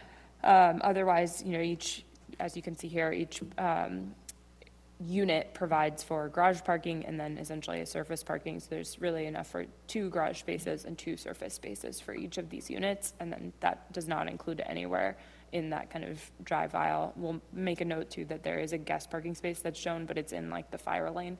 So that will need to be removed and reconciled across the different plan sets. Our understanding is that we believe their plan is to use a dumpster for waste disposal, but not positive. So hoping they could clarify on waste disposal. If there is a dumpster, we have a condition that requires that be provided with a solid style fence for screening. We have a variety of conditions that we have requested related to additional tree plantings, particularly along Malden Street, to provide some additional screening so you don't kind of see the parking from the street, to try to mask that a bit more with some additional landscaping. Right now, the applicant's proposing a few trees, but we're looking for some additional trees, which would otherwise align with what the requirements would be in the city subdivision regulations. As far as parking goes, they have some bicycle parking that's proposed on the site as well. But again, parking isn't necessarily the concern here. In terms of other comments, I think really most of those items are conditioned. I will note that by virtue of the number of units, they end up with 12 units, which does trigger inclusionary zoning. So anything less, fewer number of units would not provide for that. At this point, we don't know if they're planning to provide the units or do payment in lieu. My suspicion would be payment in lieu. But ultimately, they make that determination when they would come in for a site plan, more than one building on a lot, as part of the planning board review, which will be required in addition to the Conservation Commission review that will likely be required based on the ground disturbance that is proposed. This is within walking distance to transit within our managed growth area, so encouraging greater density in these areas in terms of our long-range plan and vision for the area of the city. Ultimately, that is the relief that's in front of you. In terms of the comments I mentioned, a lot of comments just around trees, fencing, kind of typical pieces that you would see reconciling across. Ultimately, there's nothing in here that dictates changes to the design in terms of orientation, so if that's something the board wanted to explore, that's not captured, just to clarify in any of the conditions. Happy to answer questions. Thanks. I'm guessing Mark doesn't have anything to, do you want to testify? Great. Is anybody online? Press star 9 or raise your hand function. I do have Raphael online. I'm not sure if he wants to, oh, Thank you. Just available for any questions. Thank you. Okay, just keep yourself, don't mute yourself so it's easy for us, but that sounds good. Okay. I'm ready to, I think this is a good project. I think you benefit from the fact that literally next door is a like 80s version of this, but much less nice. So this is definitely in line with sort of what's there. Yeah, 70s, I guess. So this is, I think my biggest concern was sort of the blocking that sort of like, we don't want the face of Milton to be sort of just a wall. So I think the Raphael's sort of renderings to create like a front works really well. I think the city's suggestions to just add some more vegetation in the front to break that up even a little bit more, I think that's in the recommendation, so I think that's great. I don't have anything else. I think this is a really great project. There's good density for the city, but it'll be really nice, I think. And again, it's sort of an upgrade from what's there, but not different. Board Member Bramoff. I have no comment. I agree with you on that. Board Member Cortez. Through the chair, just one question perhaps to the staff regarding the entrance between the two buildings. Is there something that there could be a line between the two buildings, the ones on the right, the ones on the, so that vehicles, this is a safety issue, vehicles would know that it would be vehicles coming in this side, vehicles coming out is the other way. So you see an in and out. So by putting a dotted line between that road or aisle. Yes. Yeah, stripe. Sorry to interrupt, striping it. Yes, yeah, that is correct, yes. So to avoid, cars coming, avoiding cars coming on the left side and maybe someone coming in, so. Sure, I can say, generally speaking, we find that in this type of development, it's not necessary. Striping actually encourages cars to go faster based on studies and roads. So if you remove, for example, your center, dividing lane, people actually don't know what space is there, so they actually tend to slow down. So as like a traffic control measure, there's studies that actually demonstrate that removing striping makes it safer. This is on streets, this is obviously a driveway, but kind of functionally would have the same effect. Since this is 20 feet, your standard travel lane's like anywhere from like 10 to 12 feet wide if you're on a highway. We think 20 feet is fine. That's our minimum standard for two-way traffic, so it should be adequate to accommodate that. Our parking space, a compact space, is like 8 feet wide, and that's still got room.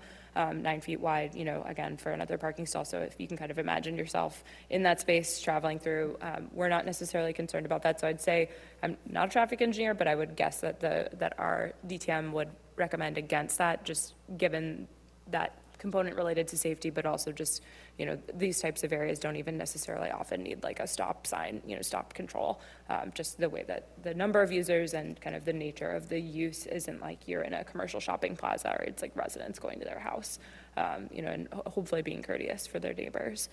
There is a turnaround in the center. If we go to the civil plan, there's sort of a hammerhead at the end of the driveway, which allows for folks who might be, backing out of the sort of parking space to be able to kind of turn around. You can see on the sort of top right-hand corner. And then there's also in the middle there for a fire truck to be able to kind of back up and not have to back out onto the street. There's a turnaround, so it would be kind of like a 3-point turn. And then that will be reviewed further through site plan as well. So if there is a concern related to that circulation, we can evaluate that through site plan, but appreciate that. I would like that. I think is really sort of ideal and common for drivers to understand where they're going and where they're coming out. Thank you. Are you? I'm putting that if he has a problem or doesn't have a problem with that, I would like to have included as part of the. Okay, so I guess I'd say let's talk about it, because based on what Michelle said and the study, I would actually not have us stripe it. So I would love other people's thoughts about that. Sure. Let's go to Board Member Bart Higgins. Your general thoughts, and then that thought about striping. Board Member Sacco, then we'll come back to Board Member Bromoff and myself. Board Member Bart Higgins. Through the chair, I just want to clarify that the applicant is okay with all of the conditions. There aren't a small number of them, and a lot of them have to do with some of the things that were mentioned as far as, the dumpster and the turnaround and the extra trees. And is the applicant okay with all of those? So with the exception of 1G, and it's only because we are not providing a dumpster, the intent is to have the residents, they'll have their designated trash within the garage, and they'll wheel it out to the end of their driveways come trash pickup day, and we'll arrange for private trash pickup. So the applicant's requesting removal of 1G because it's not applicable to, okay. Correct. Okay. Otherwise, yeah, I think, I was concerned as well with just a blank wall, if that was the side of the house, but I am very encouraged by the rendering that makes it appear that the side of the house looks like the front of the house was you're driving by, which I think makes a huge difference, because I think there would be some concerns if that weren't the case with the way that you're orienting your buildings. I think that is a valid concern, but I think the way that this is handled here addresses a lot of those concerns for me, at least. And I do agree that planting extra trees on Malden Street would also work, and that's all included in the conditions. So I think that's captured as well. I would be against the striping. I don't think it's needed. Thank you. Board Member Sacco. No additional comment. I think this is a great project.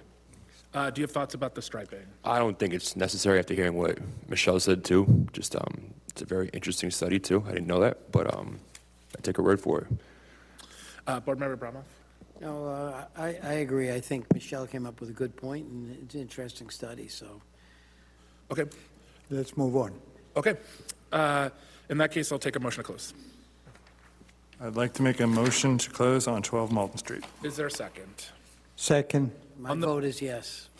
On the motion to close, Board Member Bromoff votes yes. Board Member Cortez. Yes. Board Member Bart Higgins. Yes. Board Member Sacco. Yes. My vote's yes. Is there a motion on 12 Malden Street? I'd like to make a Malden motion. Street. Sorry. 12 Malden Street. On 12 Malden Street, variance for relief of 3,790 square feet from the 36,000 square foot minimum lot area requirements for a single-family attached dwelling in the RL7 zone. Variance for relief of 159 feet from the 300-foot minimum frontage requirements for a single-family attached dwelling in the RL7 zone. A special permit to allow a single-family attached dwelling in the RL7 zone, and a special permit to modify the parking dimensional layout and/or landscaping requirements, loading requirements, and/or the number of required parking spaces, with the staff conditions on pages 6 and 7 of 10 of the memo, and the waivers as, actually, you did request the waivers, Yes, yes, he and the did. waivers Yes, as requested by the applicant. Is there a second? Excuse me, Mr. Chair, sorry. Just striking Excuse condition me, 1G. and striking condition 1G. Totally forgot. Thank you very Thank much you for so catching that. Yes. Is there a second? So move.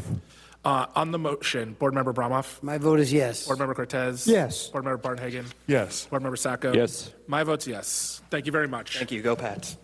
Next up is 342 West Boylston Street. Evening, Mr. Chair. Again, for the record, Mark Borenstein, I'm an attorney at the law firm of Prince LaBelle here in Worcester, representing the applicant. We're requesting an extension of time of 6 months for variances related to height and off-street parking. The project, I wouldn't say stalled, but was in a pause over the last year due to some limited funding from the state, but we're hopeful now that the project can move forward with funding that hopefully will be available. So with that, happy to answer any questions the board may have. Staff. Through the chair, for 342 West Boylston Street, the applicant is seeking an extension of time for this item. The original expiration date was February 11th of 2026. An extension of 6 months would make the new expiration date August 11th of 2026. I don't see anybody here. Is there anybody online? Okay. That sounds fine. Does anybody care? I'd like to make a motion to close the hearing. Is there a second? So move. All right. On the motion to close, Board Member Bromoff. Yes. Board Member Cortez? Yes. Board Member Barnhagen? Yes. Board Member Sacco? Yes. My vote's yes. Is there a motion on 342 West Boylston Street? I'd like to make a motion on 342 West Boylston Street to extend the variance deadline by 6 months so that the new expiration date is August 11th, 2026. Is there a second? Second. On the motion, Board Member Bromoff? Yes. Board Member Cortez? Yes. Board Member Barnhagen? Yes. Board Member Sacco? Yes. My vote's yes. All right. Thank you. We do have someone. Thank you. We did not vote on the meeting deadlines and schedules, so we need to vote on it. Is everybody good with that? Make a Just through motion the to chair, move it? There is someone with their hand raised. Oh, I'm not sure. We can go ahead and unmute them. I'm not sure if it was related to the last item or. Could be Jackson. It's David Sadowski. Hi, Mr. Chairman, it's David Sadowski. I want to talk about a decision after this hearing gets over. we don't do that, but if you would like to send a message to the planning, an email to the planning with your thoughts, that is the way we can handle it legally. What about a decision you might be signing tonight on something that was approved at the last meeting, 2025-080? If you have a concern, you have to bring it up for a reopening of the hearing, or you have to, because we signed them, but we can't change them. We've already closed the hearing and voted on it. So if you have concerns with it, you have to basically reopen the hearing. Or appeal. Or appeal it. So if the wording is incorrect, I have to appeal the decision that's going to be signed. Is that correct? If the wording is different from what we agreed upon at the hearing, then you should email the planning division and they can fix it. That's the way to handle it. All right, that's what I'll do. Thank you very much. No problem, thank you. All right, we have to vote on the meeting schedule. Can I get a motion? Do we have a printed, excuse me, do we have a printed copy of the meeting schedule? Through the chair, I don't know if I have one physically right now. I can send one to the printer and grab it and hand it to you, if that would help. Can you email me? Yeah, we can email it, yeah, for sure. That would be great. Yep, yeah, we'll send it out via email to everybody again tomorrow. This is for, I think, Amy Beth, if I'm not mistaken, I think we actually mean 2027, not 2026? No. Oh, that's 2026. my fault then, I 2020 apologize. We will circulate that, but Let's not vote on it then, let's clarify. Yeah, what was Okay. what we were looking for authorization on is 2027, so that we can move forward All with right. like reserving the rooms and Well, everything. you can So send us both. we will If- revisit both, and we can hold this till the We next don't have meeting. we don't have everybody here. Do we have minutes? I didn't check, I'm sorry. There were minutes from both the 29th All right. and the 12th of January, If anybody has was no able to review. objections, could we make a motion on them? No objection. All right, can somebody make a motion for the approval of minutes? for Make a these two? motion to approve the minutes from December 29th, 2025 and January 12th, 2026. On the motion, Board Member Bromoff? Do I Second. have to second it? Oh, seconds. I did second. He seconded, yeah. Board Member Bromoff? I wasn't at the December 29th, so my vote is yes, except the January. We'd have to take them apart. Do you want us to take them apart? You can Okay. just, No, you can I just mean, you don't abstain need to on do the it. I one You could just that you're abstain. Comfortable, it's simple Abstain, majority is I'll fine. abstain. All right. Board Member Cortez? Yes. Board Member Barnhagen? Yes. Board Member Sacco? Yes. My vote's yes. I'll take a motion to adjourn. I'd like to make a motion to adjourn the meeting. Vote on elections? We don't have everyone here again. Okay. All in Motion to favor? adjourn. All right, all in favor? Aye. All right, Aye. great. Adjourned.